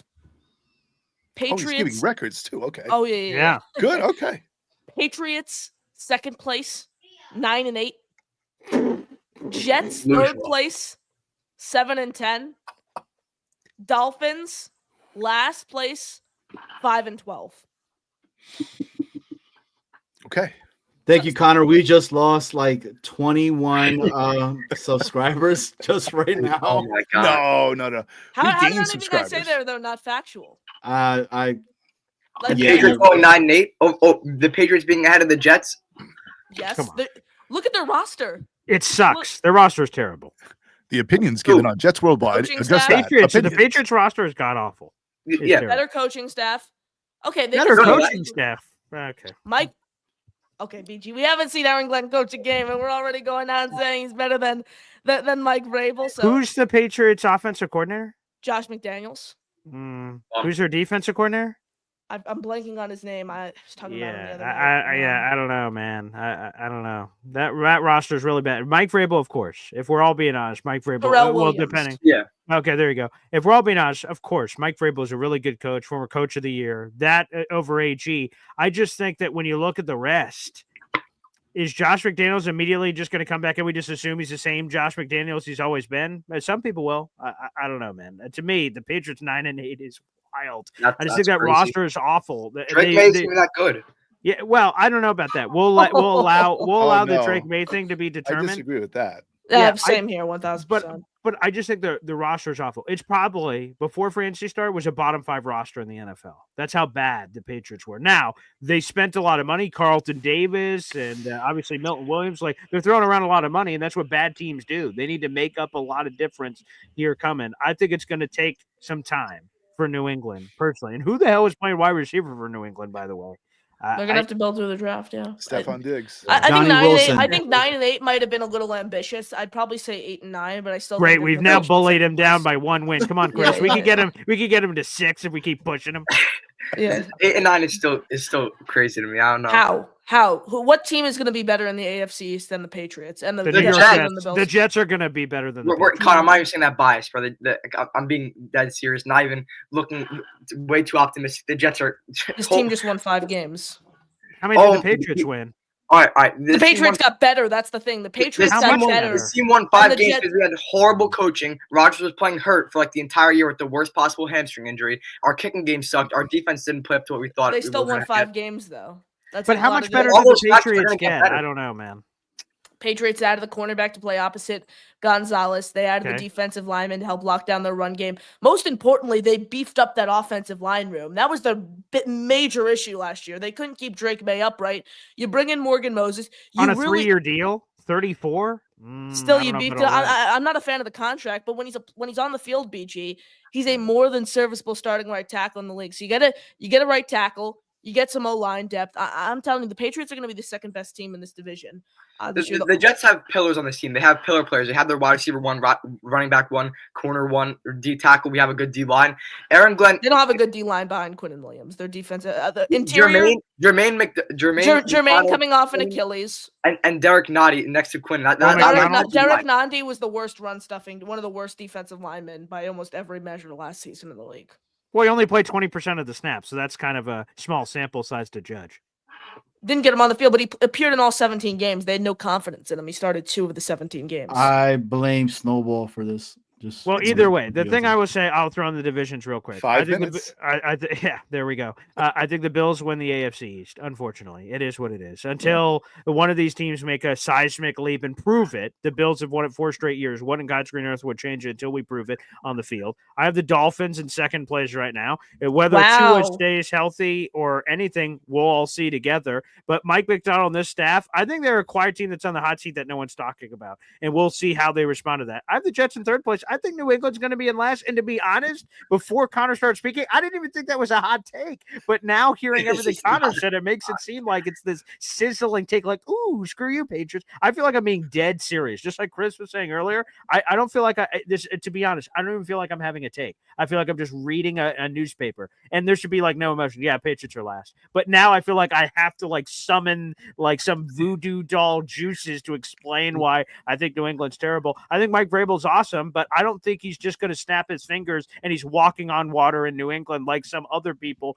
appear to think that he's going to be. I think it's going to take time. This Patriots roster is terrible. They had horrific coaching staff last year, and quite frankly, their entire roster construction was terrible last year too. A lot of the gambles they made failed. So now Mike Vrabel has to come in and build from the ground up. I think Patriots will eventually be good, but it's going to take time. I don't think it's going to come overnight. So that's how I see the AFC.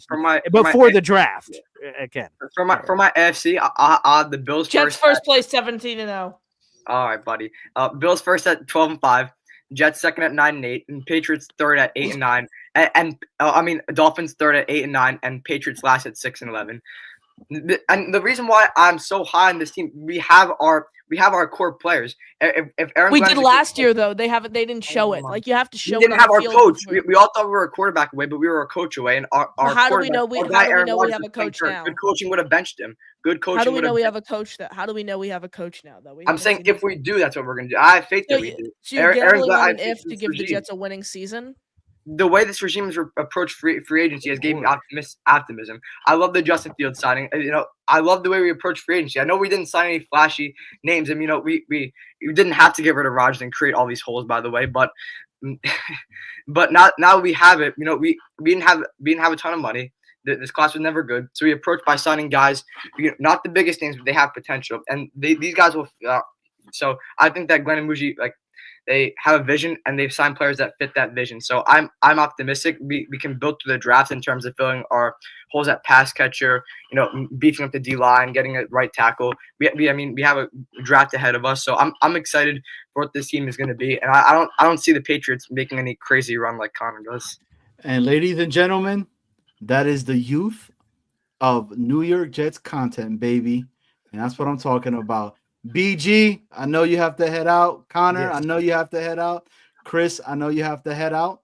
So I'm going to say this, age, right before age. I don't know what I was going at. But anyways, BG, let everybody know where they could catch you. First and foremost, Thank you so much for coming on, man. It is always a great time. I know you're about to be a busy man. Got them Syracuse Mets to be talking about over there, right? That's true. Yes, so, that's one of my many jobs. I do want to give a salute right off the top. I appreciate us getting Jets Worldwide in because it starts actually, what's today? Friday? A week from today is the first Syracuse Mets game here in town. They're the AAA affiliate of the New York Mets. I've worked with them for the last 9-10 years or so, working with the baseball team. So it's been a lot of fun. One of my other jobs outside of talking Jets football every day. So I appreciate that. I'm glad we were able to get this in.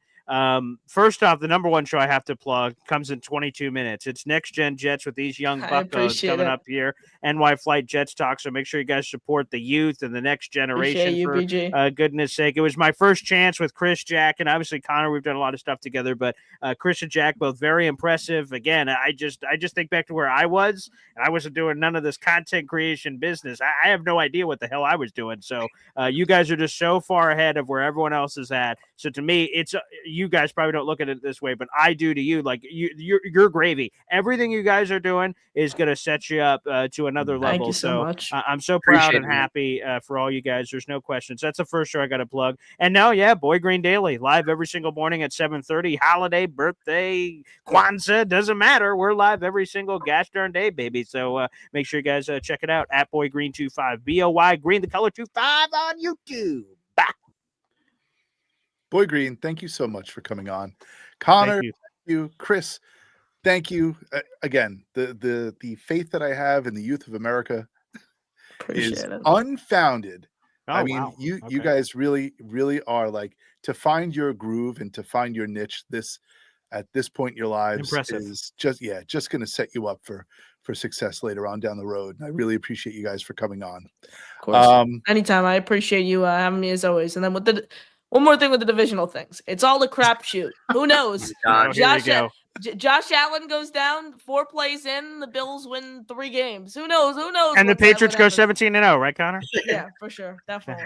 And guess who's gonna lead the division? Jets. Jets. That's right, baby. Guys, thanks so much for coming on.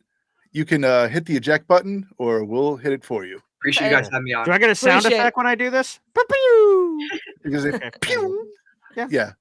Have a Meow. good night, everyone. Peace. Thank you guys for Take coming care. on. Good night. Thanks, Chris. Good That was night. awesome. That was Well- really good. I think it's time, right? What's that? Yeah, we can post it. Let's do that. Let's put the link in. Let's put that in there. Man, And let's this pin was it. a good. This was a good show, man. BG, Next Gen Jets with Connor and them. Hey, Right. they were about it, bringing the stuff on and their takes and everything in regards to that. Okay. And they give examples. Can Which I is- can I play the video now? Because they're gone. Well, So I'm yeah. gonna play. You want me to Let's play it. Afram, can you wait a second? Just hang on a second. I just want to play this. Have you guys seen Fan Therapy? If you haven't seen Fan Therapy, and I don't care, we're not monetized yet, so I can play this anyway. Hysterical. And this is like when we were talking about the Jets and their potential this season, this is the way I feel every year. So we'll put this on for a second. Can you imagine? You ever get socks for Christmas? Yes, every year. The Jets are like, you know you're getting socks, right? You know it. But every December you think you're like, this year, I'm not getting socks. I'm getting a Nintendo or an Atari or whatever, Super Mario Wii, whatever you're going to get. And then you're like, I'm going to get, this is the year. This is the year I'm going to get it. And then you open it up and the socks are even worse than the last year. They're used lightly. They're terrible socks. And you're like, I knew I was getting socks. Would you do me a favor and describe the Jets as a pair of socks? They're a beautiful pair of Argyle socks. You see them on your Amazon Primes, and you order them, and you're like, they're coming.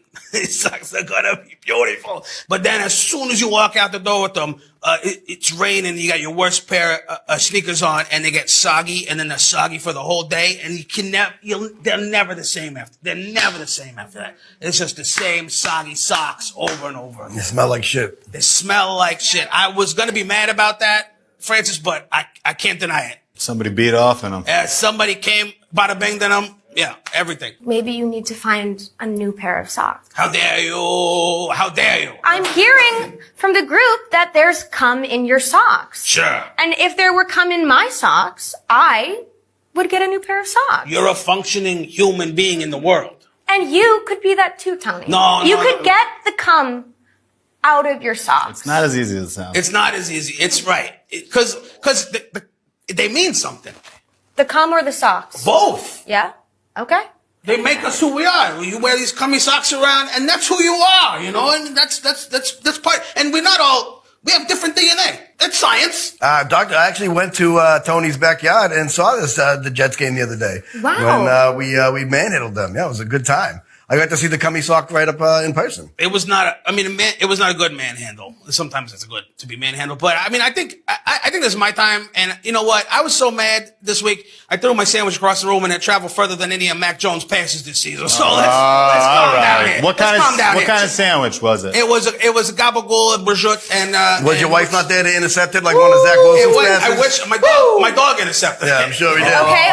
We're getting a little rowdy. We will get to you. 4 different times. 4 different times. Yeah, I bet. Tony, let's bring it back in the room. Let's breathe. Oh, that's okay. I'm going to write down respiratory issues. Okay. I didn't go to my my heart doctor to come here, so. You didn't go to your heart doctor? Yeah, my heart guy. Well, this I think is also good for your heart. I hope so, because Dr. Bobby Ziti ain't been doing too good with it. You know? Yeah. Just had to show that. Oh man! And that's the way it is every single year. Oh my God! Yeah, beautiful Argyle socks. Thoughts in regards to that video? It was funny. That's about it. I like that your wife intercepted like a Zach Wilson pass. That cracked me up. I saw you bust and laugh it out there. So, Afram, how are you, man? Good since we last talked. I hear that. Thank you so much for coming, man. I promised you I would. So,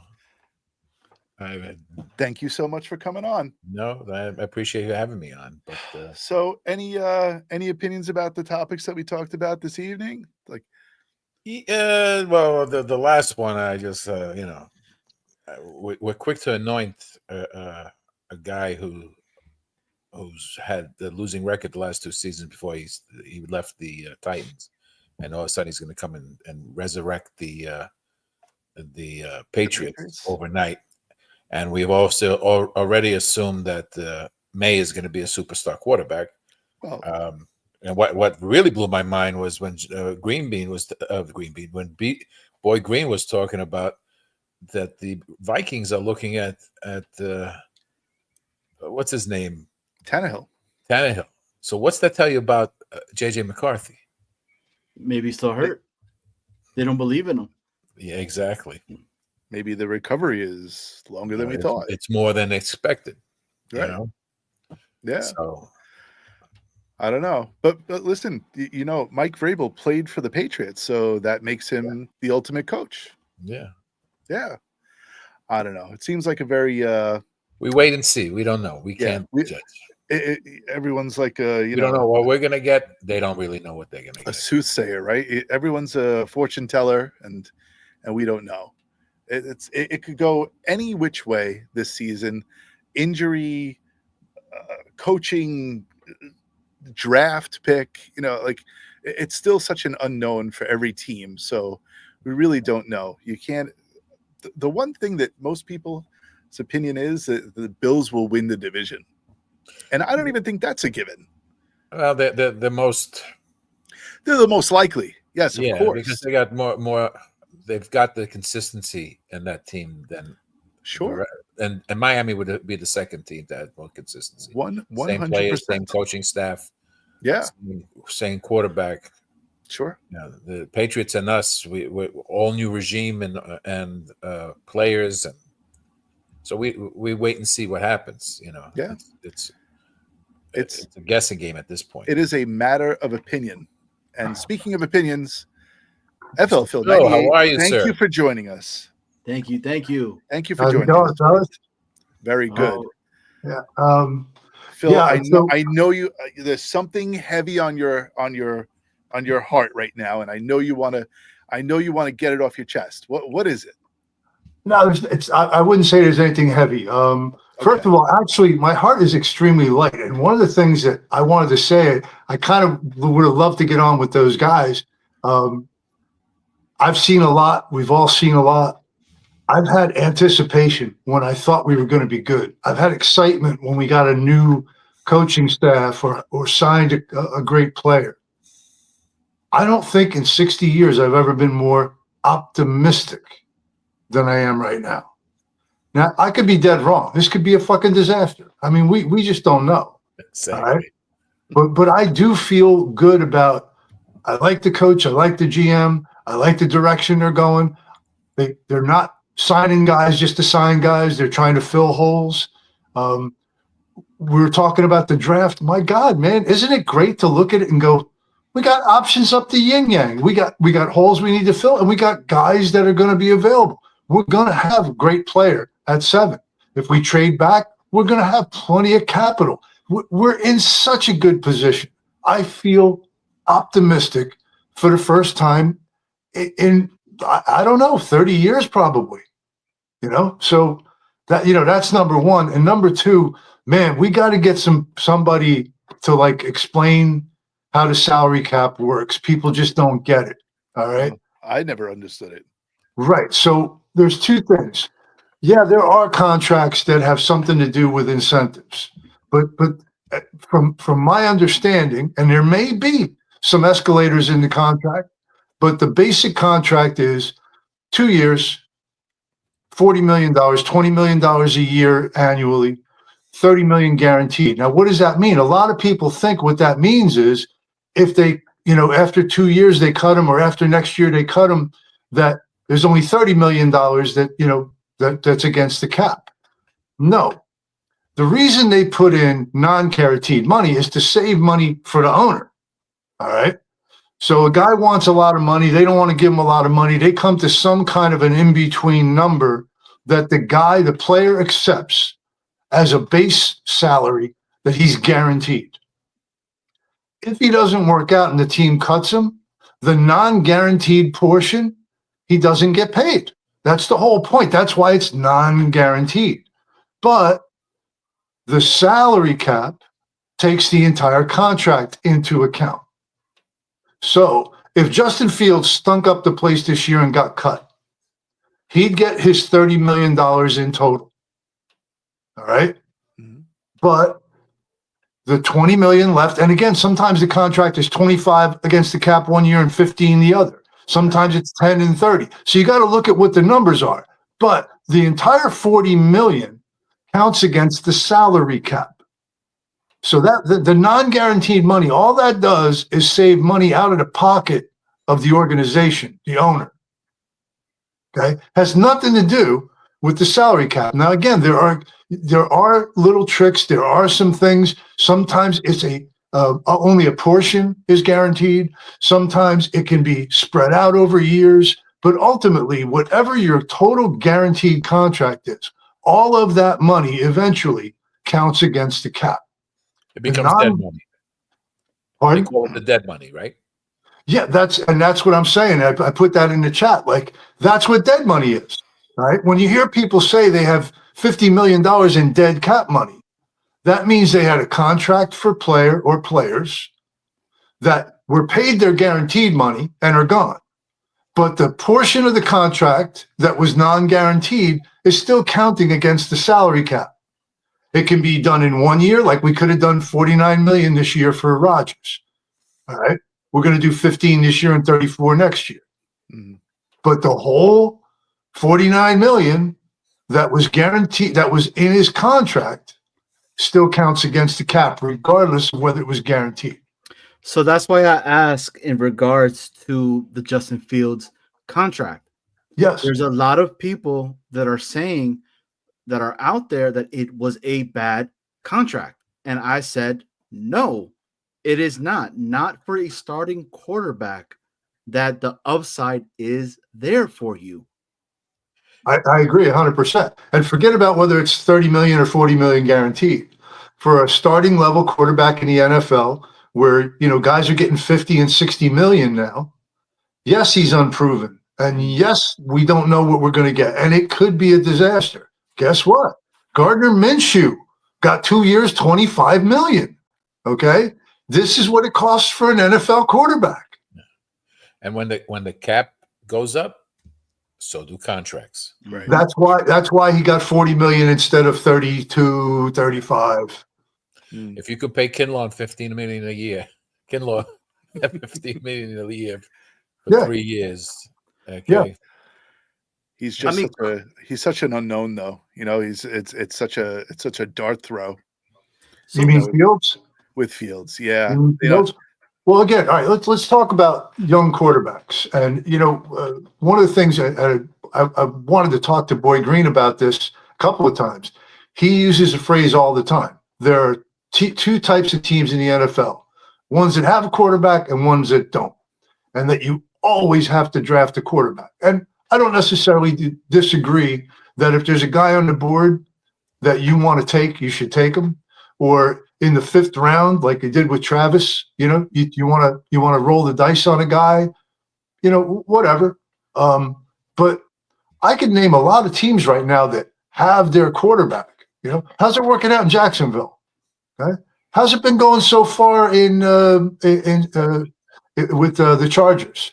Okay, now I know they made improvements. They got a new coach. We'll see. But okay, they've had Herbert for a number of years. They got their guy. How's that going?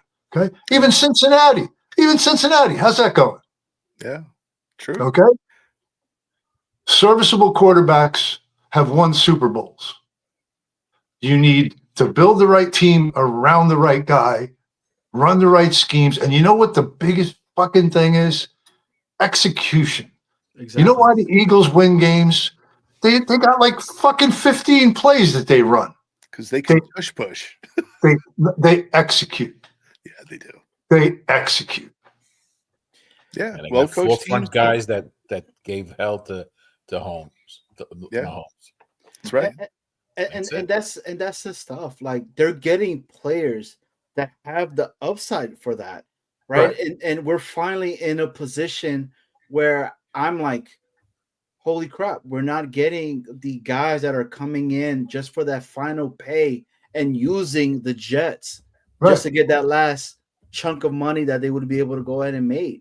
Like, can you imagine if Kinlaw came back to us and we ended up paying him what he got paid? Yeah. I mean, could you imagine that? Right? Yeah. Like, they're paying the guys where they should, like the Sherwood contract. It's another one. I'm like, holy crap, like that's a really good contract. I was talking to BG today, right? In regards to people were talking about Muji not really doing anything and all that, but there's reports coming out that no, he's been very, very busy. We almost got Hufanga before he ended up signing with the team that he ended up signing with as well. We almost snatched him from that over there, but it's not being talked about or anything like that at all. It's because this team is such an unknown, and a lot of people do not like change. And when they're put into a position where there's change, it starts to go like this. Now, I get it, right? At times where people say, but they've never given us, that's the past. That's the past. It's done with. Yeah. It's done with.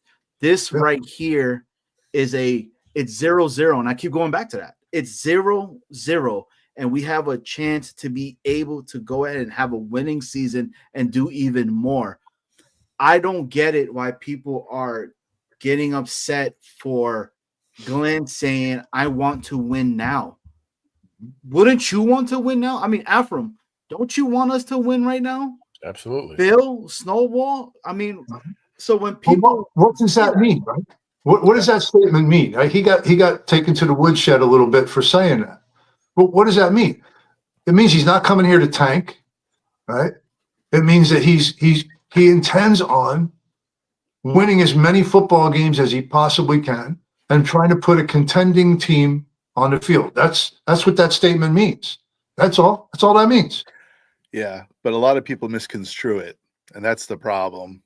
Because it's not really a problem. It's not really a problem because that's what people do, right? Yeah, I mean, it's a problem with fans. Fans are going to misconstrue that as he wants to make the playoffs, or he wants to. Well, you want your coach to say that. You really do. As a player, you want your coach to say that. That's for sure. Players won't tank. No, of course not.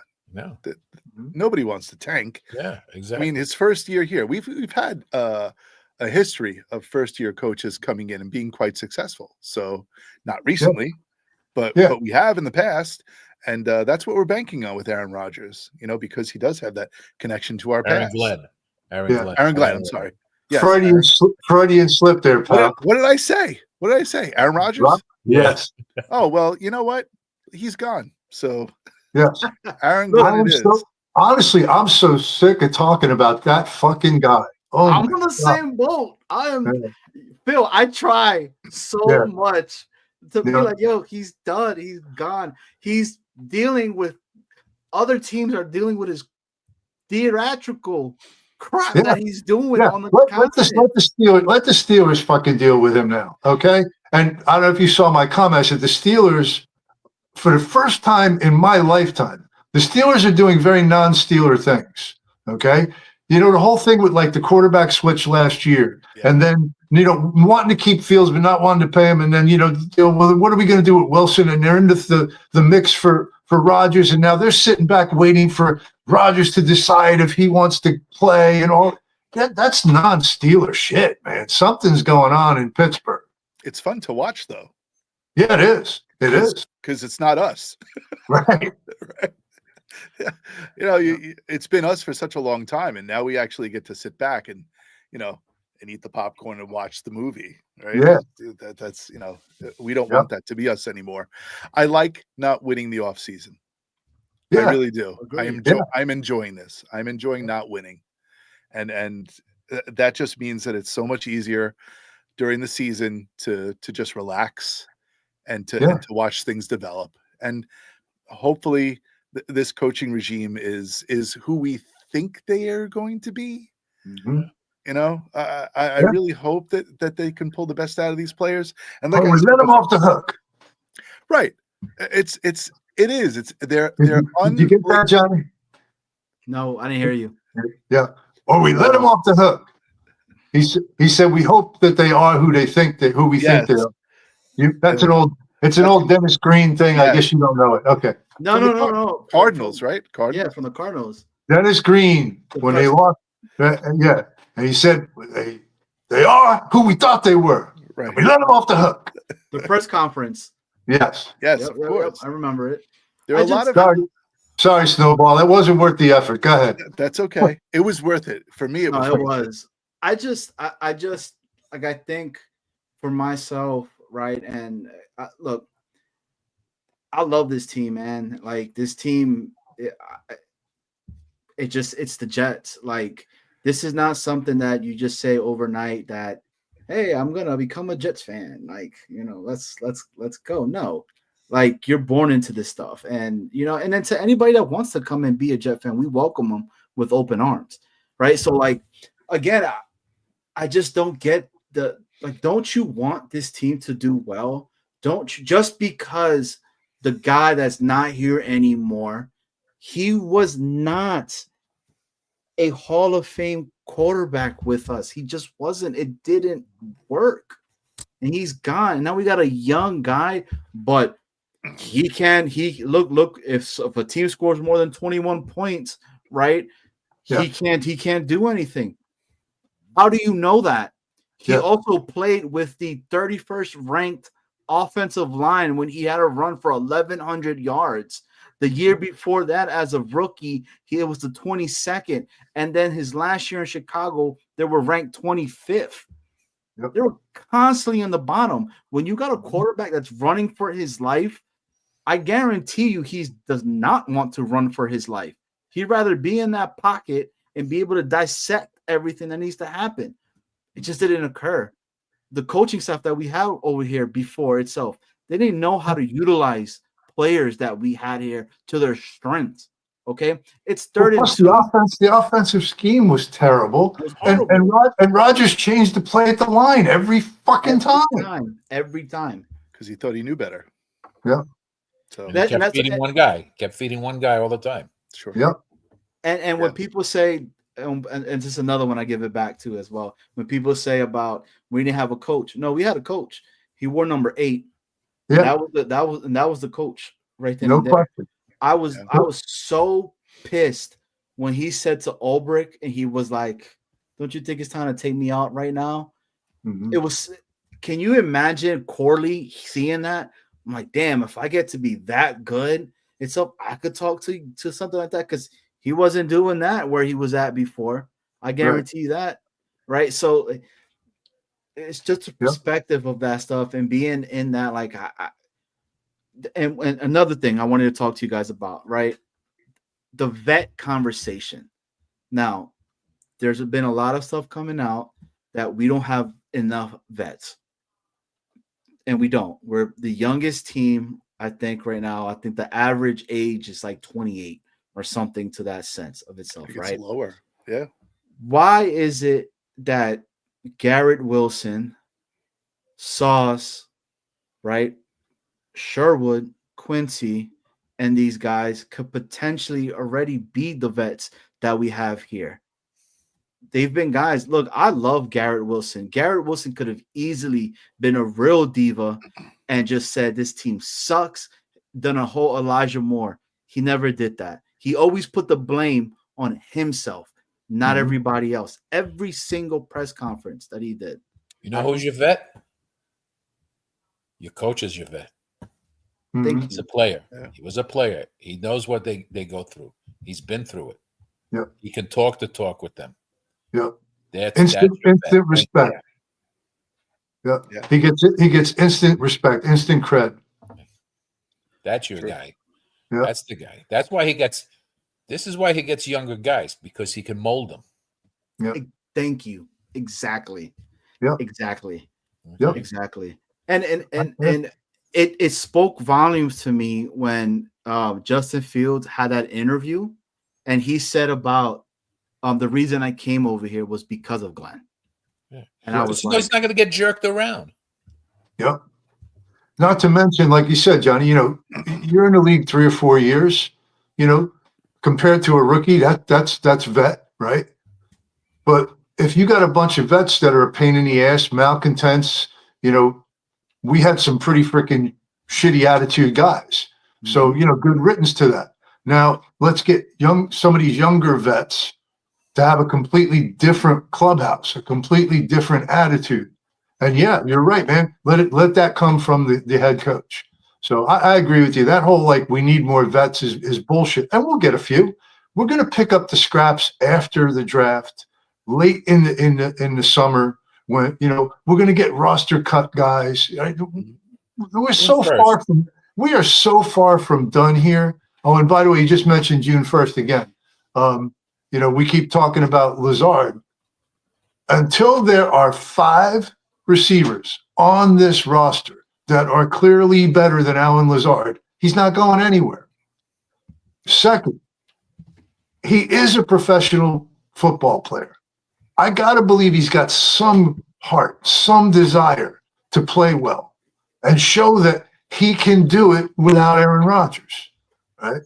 So, I'm not ready to just throw dirt on the guy, but if we do cut him, we can cut him after June 1st. And there's a big misconception here.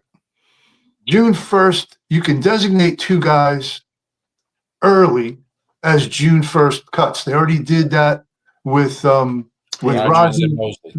Okay. They still do get cap savings if they want to cut him after June 1st. They can do the same thing they're doing with the salary, where they can spread it out if they want to. So they can save a little cap money that way. But the bottom line is, if you cut him, you get about $6 million in cap space if you do it, all in 1 year. I don't think you can replace him for that. Now, if you draft some guys and you pick up a couple of scraps and stuff, and you feel like, yeah, you know what, I'm going to take the cap savings, I can use that to fill out the roster and cut him later, yeah, go ahead and do that. And actually, wherever if you cut him now, before June 1st, it's $6 million. You cut him after June 1st, it's $11 million. Right. Well, that's what I'm saying. Depending on how you want to do it, right? You can cut him and get $6 million in cap space. You can cut him and get 11. You can do a lot, and that's why I'm saying to me, I'm going to keep him here until I can replace him. Until I'm comfortable, I can replace him. Right? Just that simple. And then if I wait till after June, I get better cap savings. I can spread out the cap hit. And lastly, if Rodgers signs somewhere, I don't know. Maybe you can trade him for a bag of balls. I don't know. That's what I was going to think. Is he waiting to see where Rodgers goes and then makes a request? You never know. See, I don't look at any of this negatively. I look at all the fucking options we got. Who's better than us? Agreed. It's what I keep saying. It's like, oh, but we got this and all that. I'm like, no, we don't. We have core players that are here with us, and not for just 1 year. They're here for us for a while, and we're probably going to extend and all that. We don't need constant all-stars in every single position. No, you need those guys. You can't have a Pro Bowler at every position. You simply can't. Yeah. You need those guys that are not scared to say, "I'll do the dirty work. Go ahead, and you get the flashy plays and all that. But I got these guys over here, and I'm gonna do my job." What did the last vets do for us? Are they leaving space to extend these young players that we have? Yeah, I mean, the last vets we had they didn't do anything for these young guys. Yeah. Did you see a lot of mentoring other than Mosley? Did you see anybody who was a real mentor on this team? I didn't. No. They all talked about how much Rodgers was a great teammate. Rodgers is the guy who knew how to blow smoke up everybody's ass. He told you were the greatest. He told him he was the greatest. Whatever. He was talking ayahuasca shit. Okay, but he wasn't a leader. No, he wasn't. And he just sat on the bench by himself. Well, now you have Justin Fields. Now you have Tyrod Taylor. And you got this guy, Travis. What do we do with him? What do you do with Travis?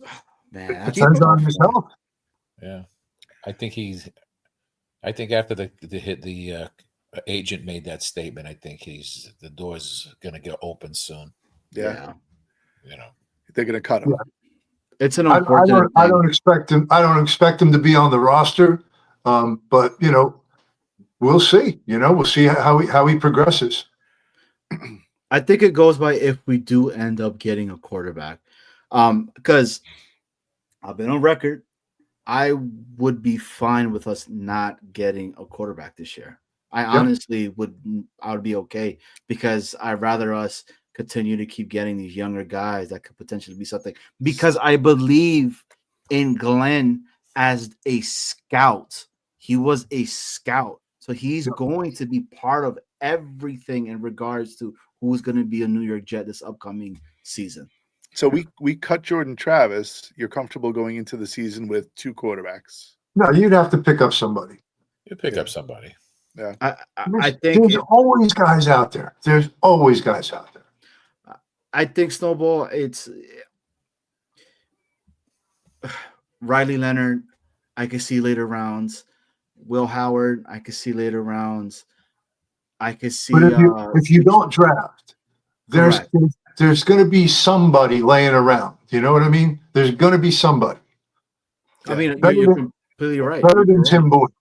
And if you have to go to them, your season's over anyway. So exactly. If you get to a third stringer, then it doesn't really make a difference who's behind exactly.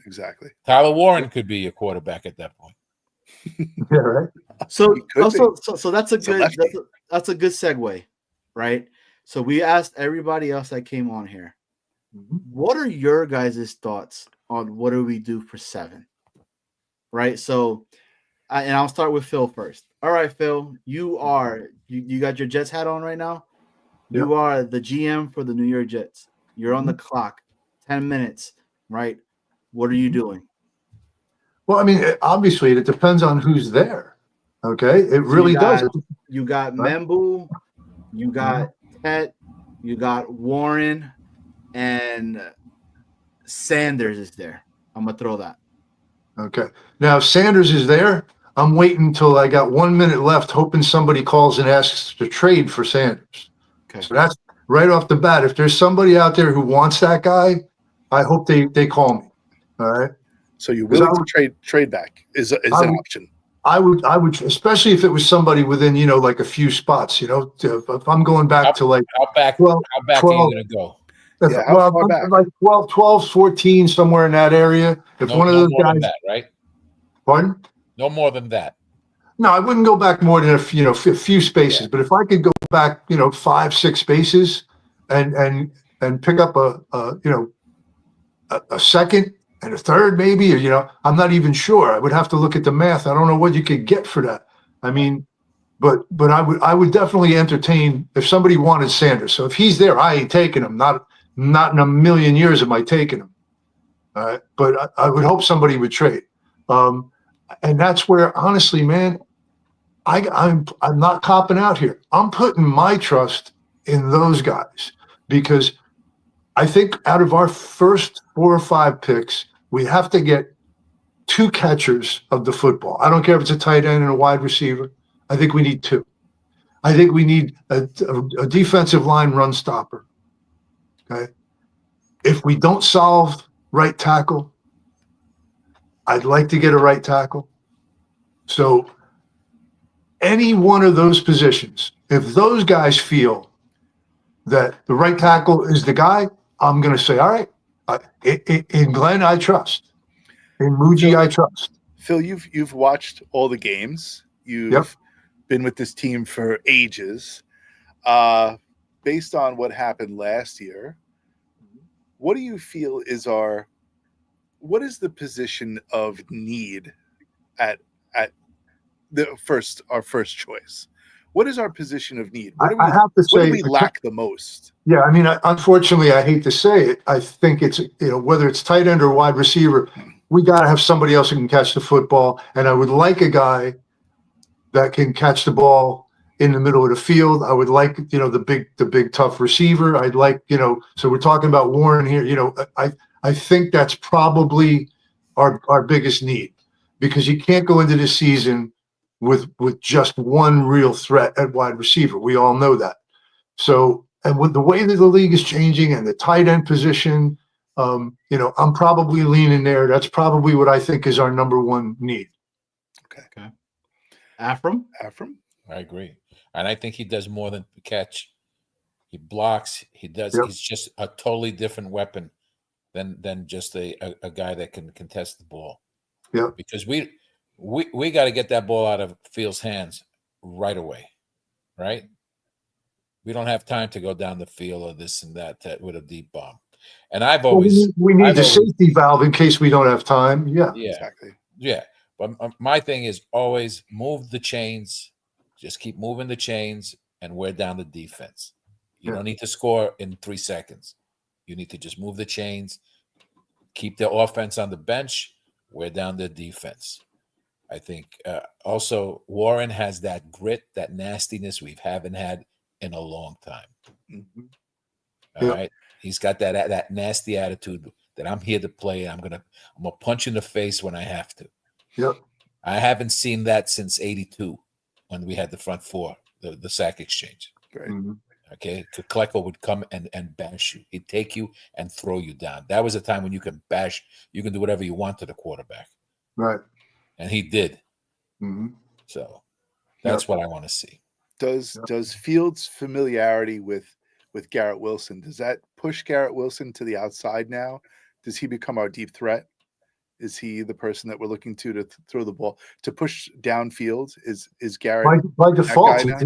By default, right now he's the only one that could be. Yeah. Yeah, I mean now, right? Lazard is your mid-range receiver if he stays with us. We don't know what this offensive coordinator is going to do. That's the whole thing. We don't know. If Lazard remains on this roster, to me, he is a third or fourth receiver, and I use him like a tight end to block mostly. That's what I do. That's what I do with him, and maybe design a few over-the-shoulder sideline catches when I need 5 yards. And that's been my whole take in regards to Lazard. I know it's not a conversation that people want to have because of Aaron Lazard in the past. Yep. Again, you can't think about that anymore. You have to move forward and think about what he does as a player right now. I know for a fact he could block, but Johnny, he's had a whole bunch of penalties. The whole entire team as a whole had a whole bunch of penalties. I think it's more the drops that they're worried about. Yeah. Which is right. We don't know what we have with Corley. We still don't. Yep. Anybody that's here that's saying, "Oh, we don't know." He was not utilized at all. We had an offensive guy that had no idea how to use any of these guys. And then you had Ulbrich.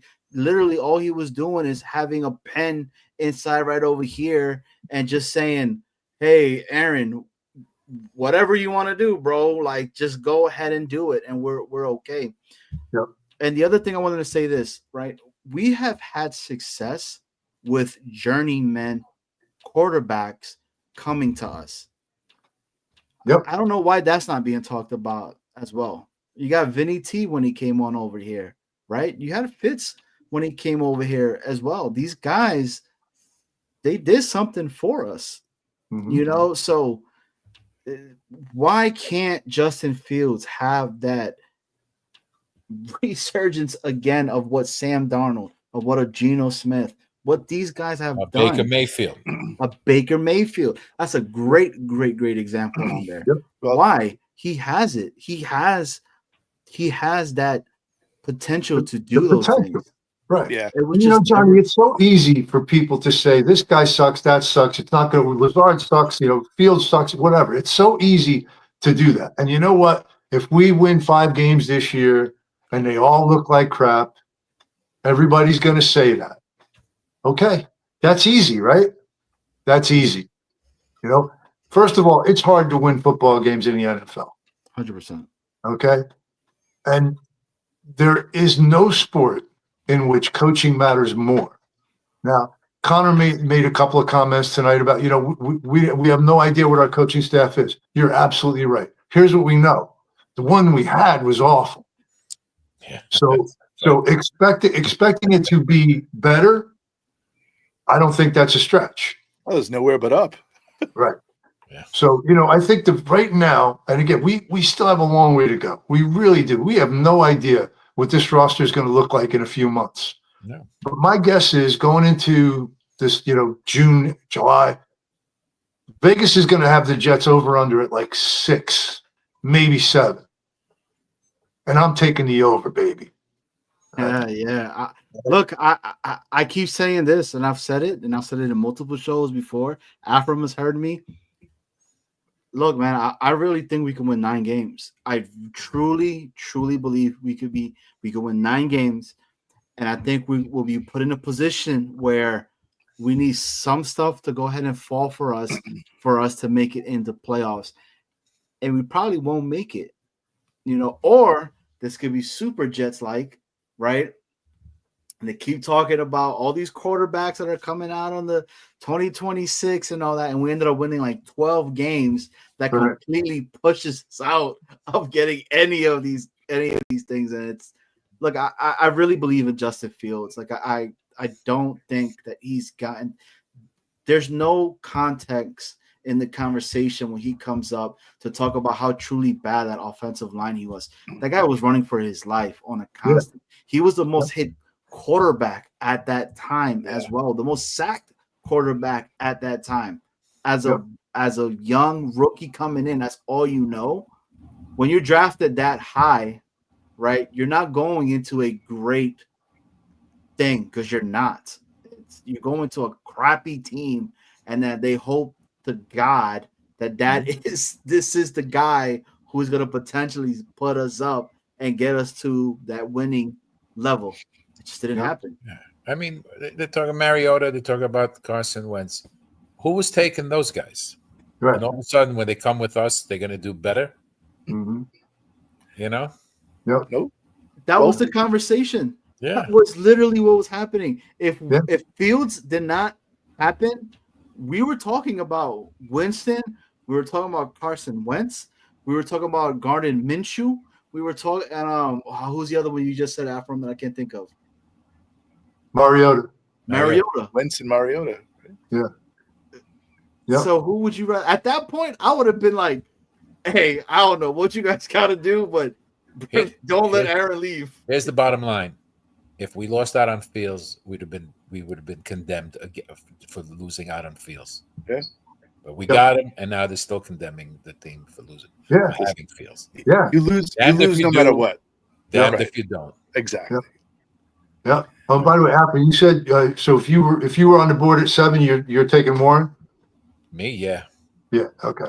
I just like I think he has more versatility, and he for a young team with that attitude he has, that goes a long way, because if you start getting these guys to have that nastiness and play like a nasty team and go out there and go in knowing that I don't care if we're the underdog, we're coming out and we're going to try to beat your ass. Right. That's what you need to go get a team to be on the field. No more Mr. Nice Guy. Finally, we had Simpson this past you. year who stuck up for his quarterback. Yeah. How many times did they stick up for Wilson when he was getting slammed on the ground? Offensive line. Nobody. Exactly. They were wearing the backup freaking quarterback's name. Mike White. Yeah, they were wearing Yeah. Mike White and all that. Exactly. I can tell you guys why you guys like Warren so much. Because his dad said you need to play like Riggins. Yeah. I love that when they said that. I was That like, bothered me when we got rid of Riggins. Yeah. So what he did with Now, Washington. let me ask you something. Earlier tonight, I think at some point, the question was if Abdul Carter is available. Oh, yeah, I said that. Right? Now, everybody is talking offense, and I get it. We definitely, I mean, we got one receiver, man. We got to get a couple guys who can catch the football. I'm running. No question, right? I'm running up there. Okay, but, man, what do you think about if Carter's there? What are you doing? You asking me? Yes. It's the talent that he has. It makes a big difference in that defensive line. It becomes more of like what the Eagles have done. That the hard four that come right after you. It could change the game, and it's a really tough choice. Right. Thank God that I know he's not going to fall to seven. He's not going to be there. Absolutely, he's not going to be there. But if a guy falls, did we think that we were going to get Garrett Wilson at 10? No. Right. You never know. Yeah, and that's the other thing. The other thing, Mason Graham is another guy. What if Mason Graham is there?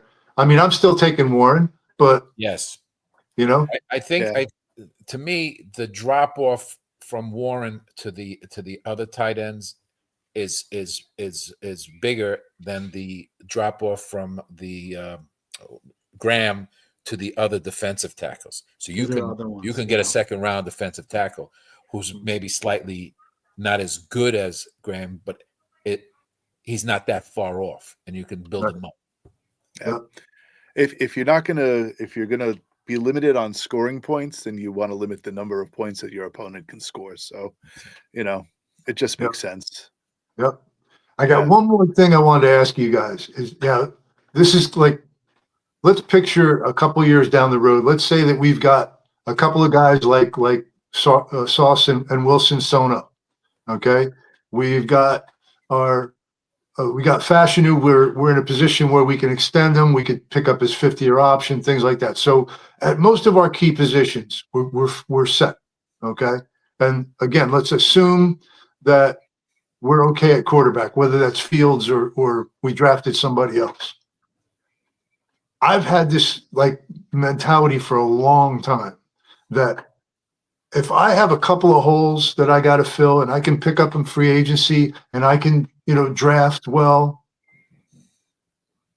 I would look at those positions that are the big money positions, the wide receiver, the shutdown corner, the left tackle, I would constantly be trying to draft the replacement for the guy I got to pay next year.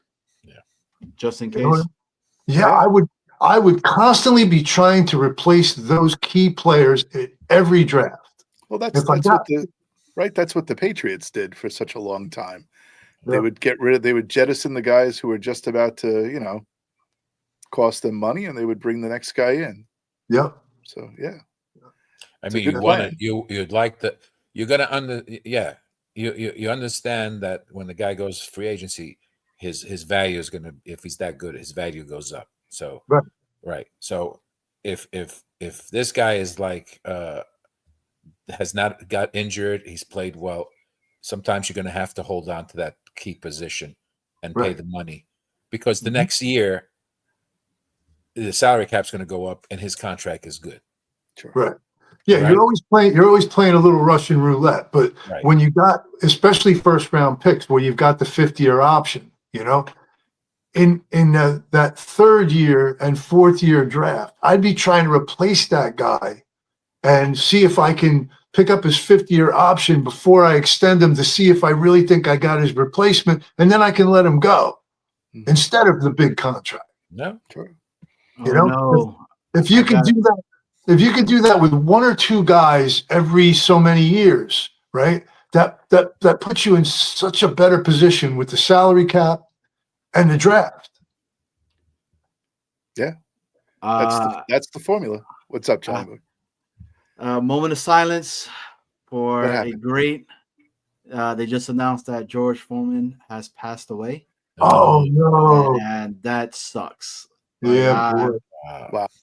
So, I got to pour one out for George, man. Oh, big time. How old was he? 76, I think, from what I just saw. Yeah, 76. So he passed away.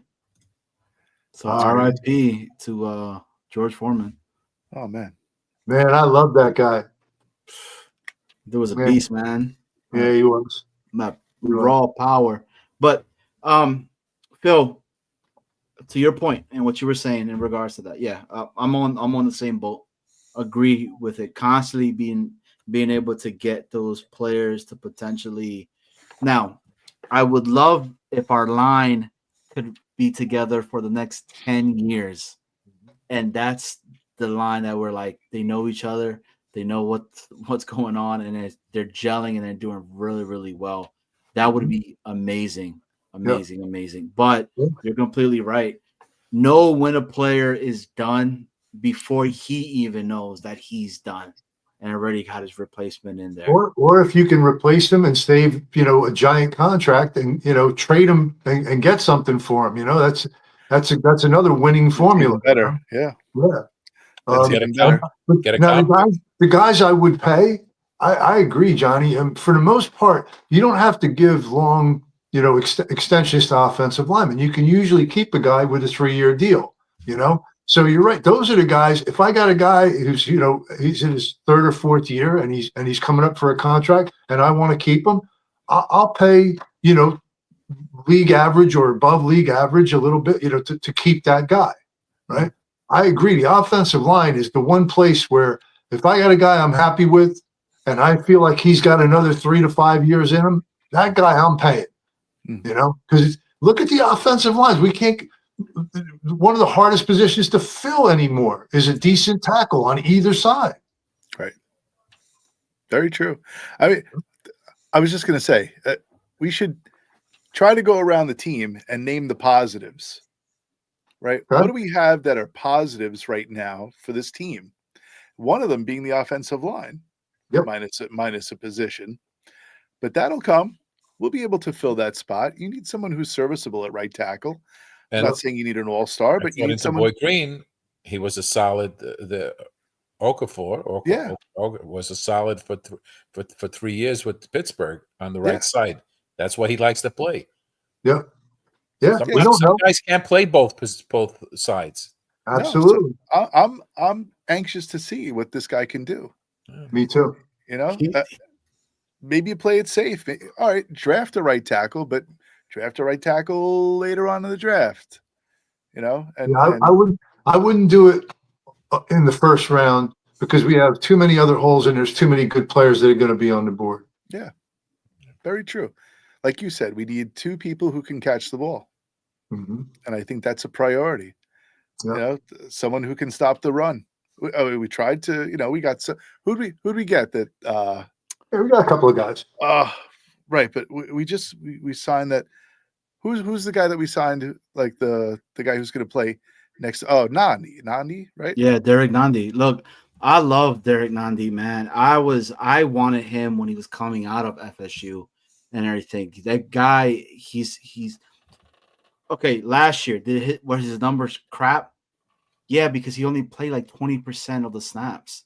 He wasn't a guy that was in there, right? He was a rotational guy and all. That's how he played almost his whole career over there in Kansas City.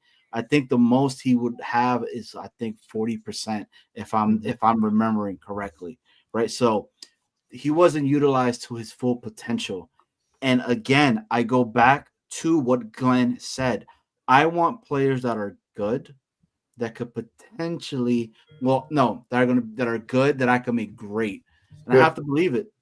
Yeah, I believe it too. I do too. So they're going to go. Oh, sorry. Go ahead. They're going to get guys that they feel will work in the scheme that they want to do. Yeah.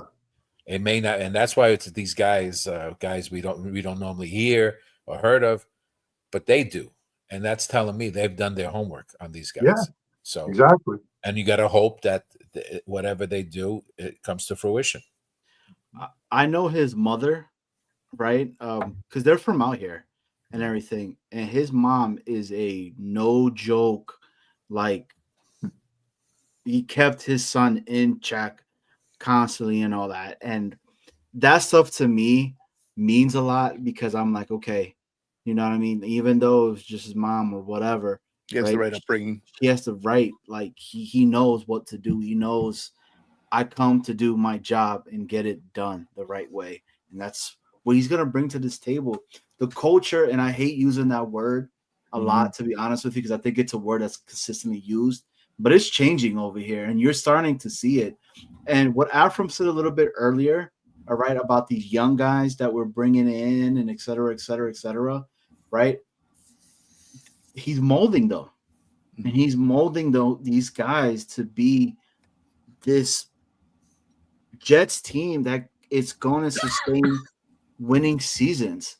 And I want that, man. Like, I don't want this whole, like, just, you know, we'll be okay for 1 year. Because I tell you right now, you know, as much as I wanted the Aaron Rodgers thing to happen, that's probably what would have occurred, man. We probably would have gotten just 1 year, maybe, right? Maybe squeezing. I don't even think that he only gave us 5 wins. So if that tells you anything, right? But there's just so much more upside with everything that's going on. You don't have a guy right now that you need to have a conversation and pull him to the side and be like, dude, what are you talking about? Why are you over here by yourself? Go be over there with the wide receivers and talk about what's going on, or to the other quarterbacks, instead of being by yourself on the bench. You know, or if you're hurt, guess what? Yeah. Sit your butt in the bench. Stick down. It's amazing the parallels between him and Favre, you know? It really is, because Favre did the same thing. He was hurt and he kept playing. He should have sat the hell down.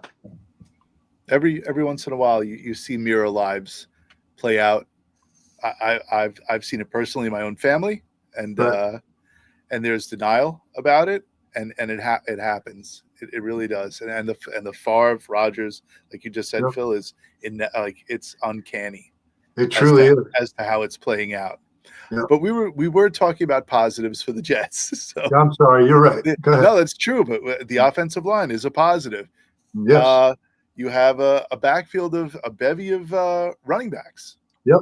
Who are that's a positive. You do have a star wide receiver. That's a positive. You have a quarterback with potential. Yeah. Possibly a positive. We don't know. You got a linebacking core. Yep. You got a good young couple of real good young linebackers. You got a really good corner. At least 1 star defensive lineman, maybe 2, you know. And yes, absolutely. We got, you know, a lot of people are really soured on sauce. You have sour sauce. I don't particularly care for him. There's something about him I'm not sure I trust yet. All right. But he's young, and, you know, it is what it is. But he's a top 10 cornerback, isn't he? Yeah, he is. Right. He is, and that's the other thing. He's not a bum like people making it out to seem. And all that. First and foremost, your corner is not supposed to be tackling, a running back that's coming out. Like, that's not supposed. He's not supposed to be doing that. Okay. Yep. His job is to make sure that ball does not get to that receiver. And he doesn't gain any yards from it. And he's done that. He's done that. He's done that. You know, I don't know, you know, should he have probably caught some of these interceptions that were in the breadbasket? Would have been nice. Yeah, I think he should have, and everything. I think if he does that, the conversation, the fact that the Jets fans were cheering him on for making a tackle, right? Yeah. And he was like, damn, like, you know, he thought it was like a good thing. Right. Well, the interception. You know, we've all been through misery, and it's really easy to have a short rope and just, you know, I get it, but, you know, throughout my life, when you see, you know, the fans turning on players. I've never liked that. Okay, I really don't. I've seen, great players at the end of their career struggling that had brought so much joy getting booed. I don't like that. All right. I'm not saying you don't have the right to boo or be pissed off, but I just think sometimes the fans are way too quick to jump on a guy, and that just makes shit worse. And you got to know what's going on. You got the whole team didn't play well. I mean, listen, you watched Deion Sanders when he was a cornerback. Yep. He never tackled. He didn't want to tackle anybody. Nope. Didn't want to go over the middle either. Exactly. But when he played, anything was thrown in the field, he got there. Yeah. And that's what made him a great cornerback, because he had the speed. That's it. He did what he was supposed to do. Yep. He didn't want to get hit. Yep. But when you were going to get rid of him, if he came to the Jets, you think they wouldn't welcome him open arms? Absolutely. Right. Sure. Yeah. But yeah, I mean, okay, positive. Obviously, Sauce Gardner's a positive, right? Yeah, I mean, I think we're better off than most people seem to think. They keep pointing at the holes and saying, "Oh my God, we have all these holes." Everybody's got holes. And even if they on paper have fewer holes, okay, as a whole, do they have as many good players as we do?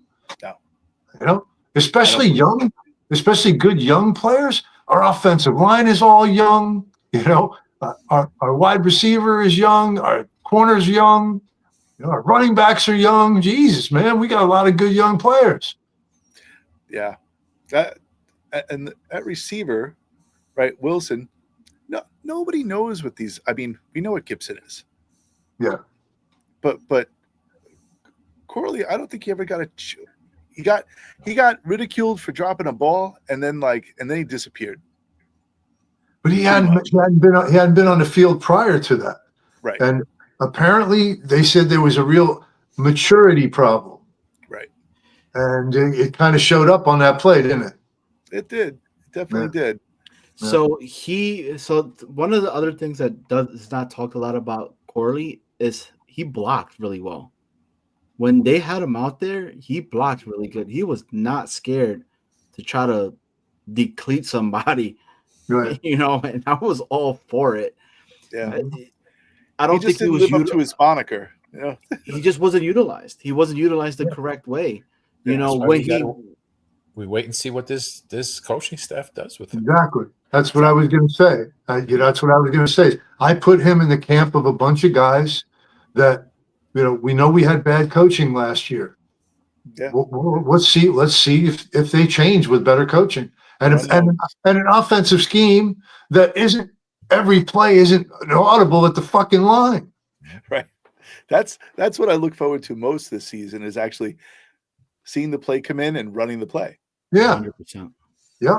So you have a really good opportunity to judge the coaching staff based on how they coach. Yeah. Yep. Yeah. We had three line running backs, and we were last for the amount of times to run per game in the league. Yeah. You know what the most they would have in a game was 18 touches. There was no more than that. I was going to say, if I remember right, Breece Hall never touched the ball 20 times or never ran 20 times in a game. Exactly. Insane to me. It's ridiculous. Insane. I will never forget it.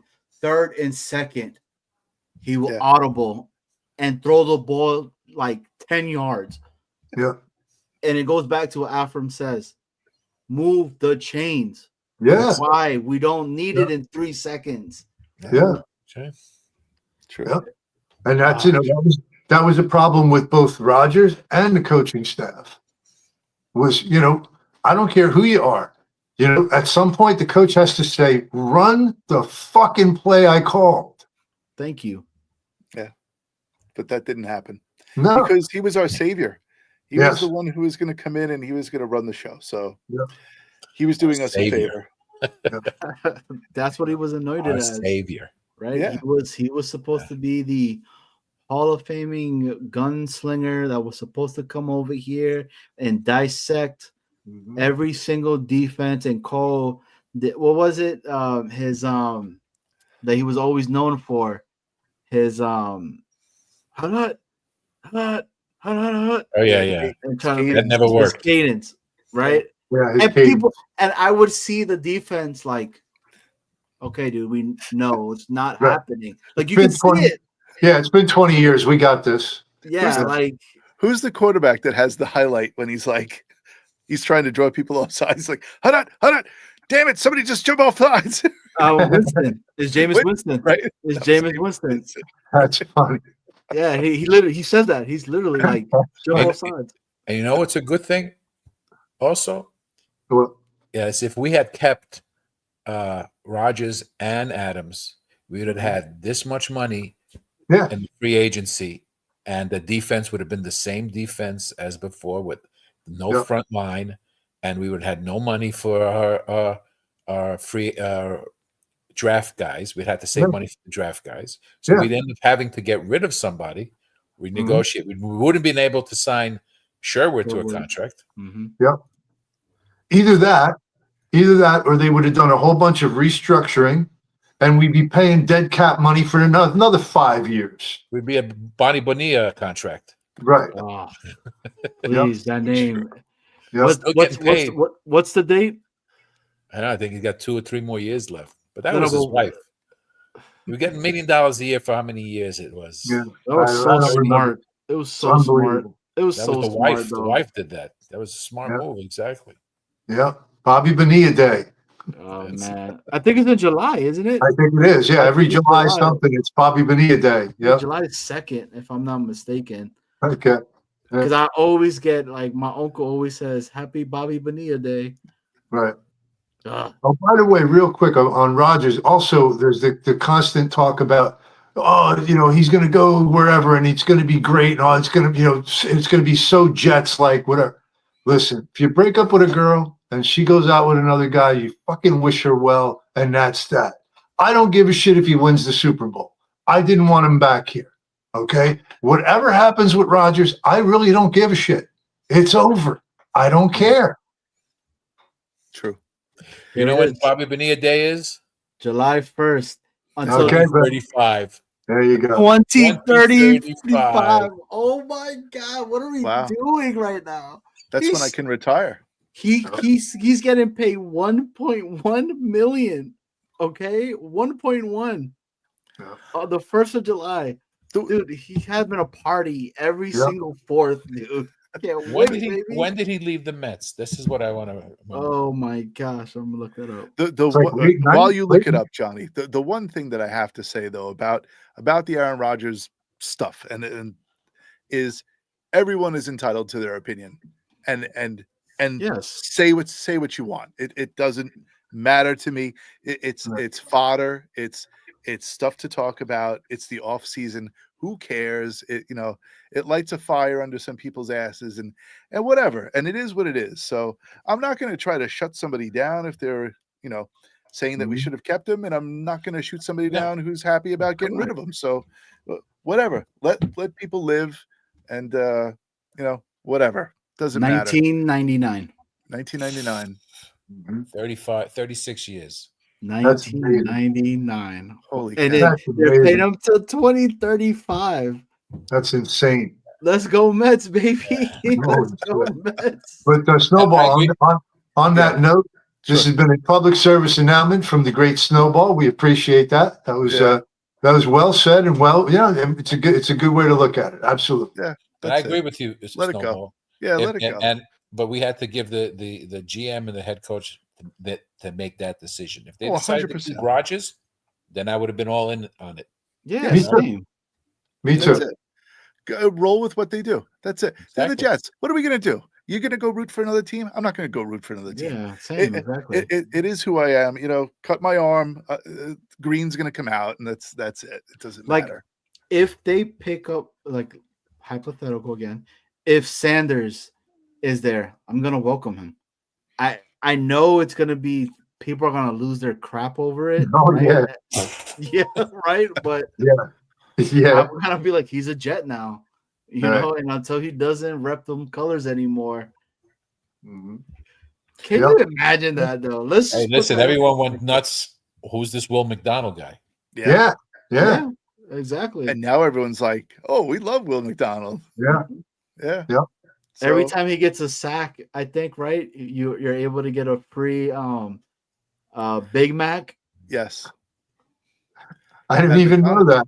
Yes. I didn't even know that. In New That's York. funny. Yeah. I guess you got to be in New York, right? Yeah. Every Will McDonald sack entitles you to a free Big Mac. Yes. Feels like I'm going to McDonald's right now. You guys owe me 11 Big Macs, okay? Yeah.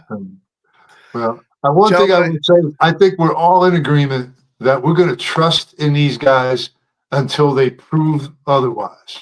Agreed. We have no other choice, Phil. We have no other choice. Thank We are you. at the mercy of these guys, and prayers up. Yeah. That's it. We'll see what happens. I mean, we've done this so many times. It doesn't matter. It rolls off our back. Yeah, it's Yep. like Exactly. what are we talking about? Right? I Exactly. mean, You've never experienced this before? I've experienced this before. man, I've experienced this with literally all of the teams that I root for. Okay. I'm a Met fan, I'm a Knicks fan, and I'm a Rangers fan. Okay. And the only team that's brought any type of glory for me is the college football team that I root for, which is the Georgia Bulldogs and the Rangers in '94. But I was only 7 when that occurred. Okay. So I wasn't born. I wasn't born. I wasn't born yet. Oh, yeah. Look, and then I say the Rangers, and guess who pops up out of nowhere? You say Rangers, and this happens. Of course. Armand says the Rangers suck. That's all right. That's all right. Until they do better, they look like they suck. Everybody is entitled to their opinion, Yeah. and your loyalty runs deep with the teams that you root for. So Always. doesn't matter. Yep. We deal with it all the time. Love is love. And on that note, Johnny, I gotta go, man. Yeah. I'm done. Been a pleasure as always, gentlemen. Afram, always a pleasure having you guys on. Thank you. Phil, Afram, I love when you two guys come on. It Seriously. is a breath of fresh air. It really is. Very nice. I think our age is we've been through too much, but we look at things realistically. I think so. Yeah, it's too much to get your panties in a bunch over all this stuff. Did Tyson text you? Not yet. I'm hoping he's not seeing the show because then he's gonna. He already called me a renegade. Now he calls me Mr. YouTube. Well, you're always welcome here. Both of you are always welcome. Always. Next week we're back and we're bringing some more guests, man. So yeah, tune in. No, I will. We got to bring like one guest on so we can bring like people from the chat in with the guest. I think that would be fun for next time. That's cool with me. I'm with it. I gave you that list of people that we're looking at, so we'll pick somebody cool. Yeah, we'll get somebody in. This was fun. It was Yeah. good. All right, gentlemen. Always Have a fun great discussion. night. You Good too. night, guys. Good night, Phil. Be well. All right. Take care. All right. All right. Well, Johnny, that's it. We're out. It's 10:20. I need to eat some dinner. Yeah. I had a tuna fish sandwich before I came on. It's Friday. It's Lent, so no meat for me. That's it. I think we're done. I done messed up already. Yeah? I got a steak downstairs and I'm not letting that go to waste. So yeah, right now. I'm so hungry. It's been a blast. Shall we play our outro? This has been Jets Worldwide, wide. Oh, and if you're watching this after the fact, please like this video. Please subscribe. How many likes do we want on this video? 170 billion. 170 billion, but I'll take 50. All right. Good night. Good night.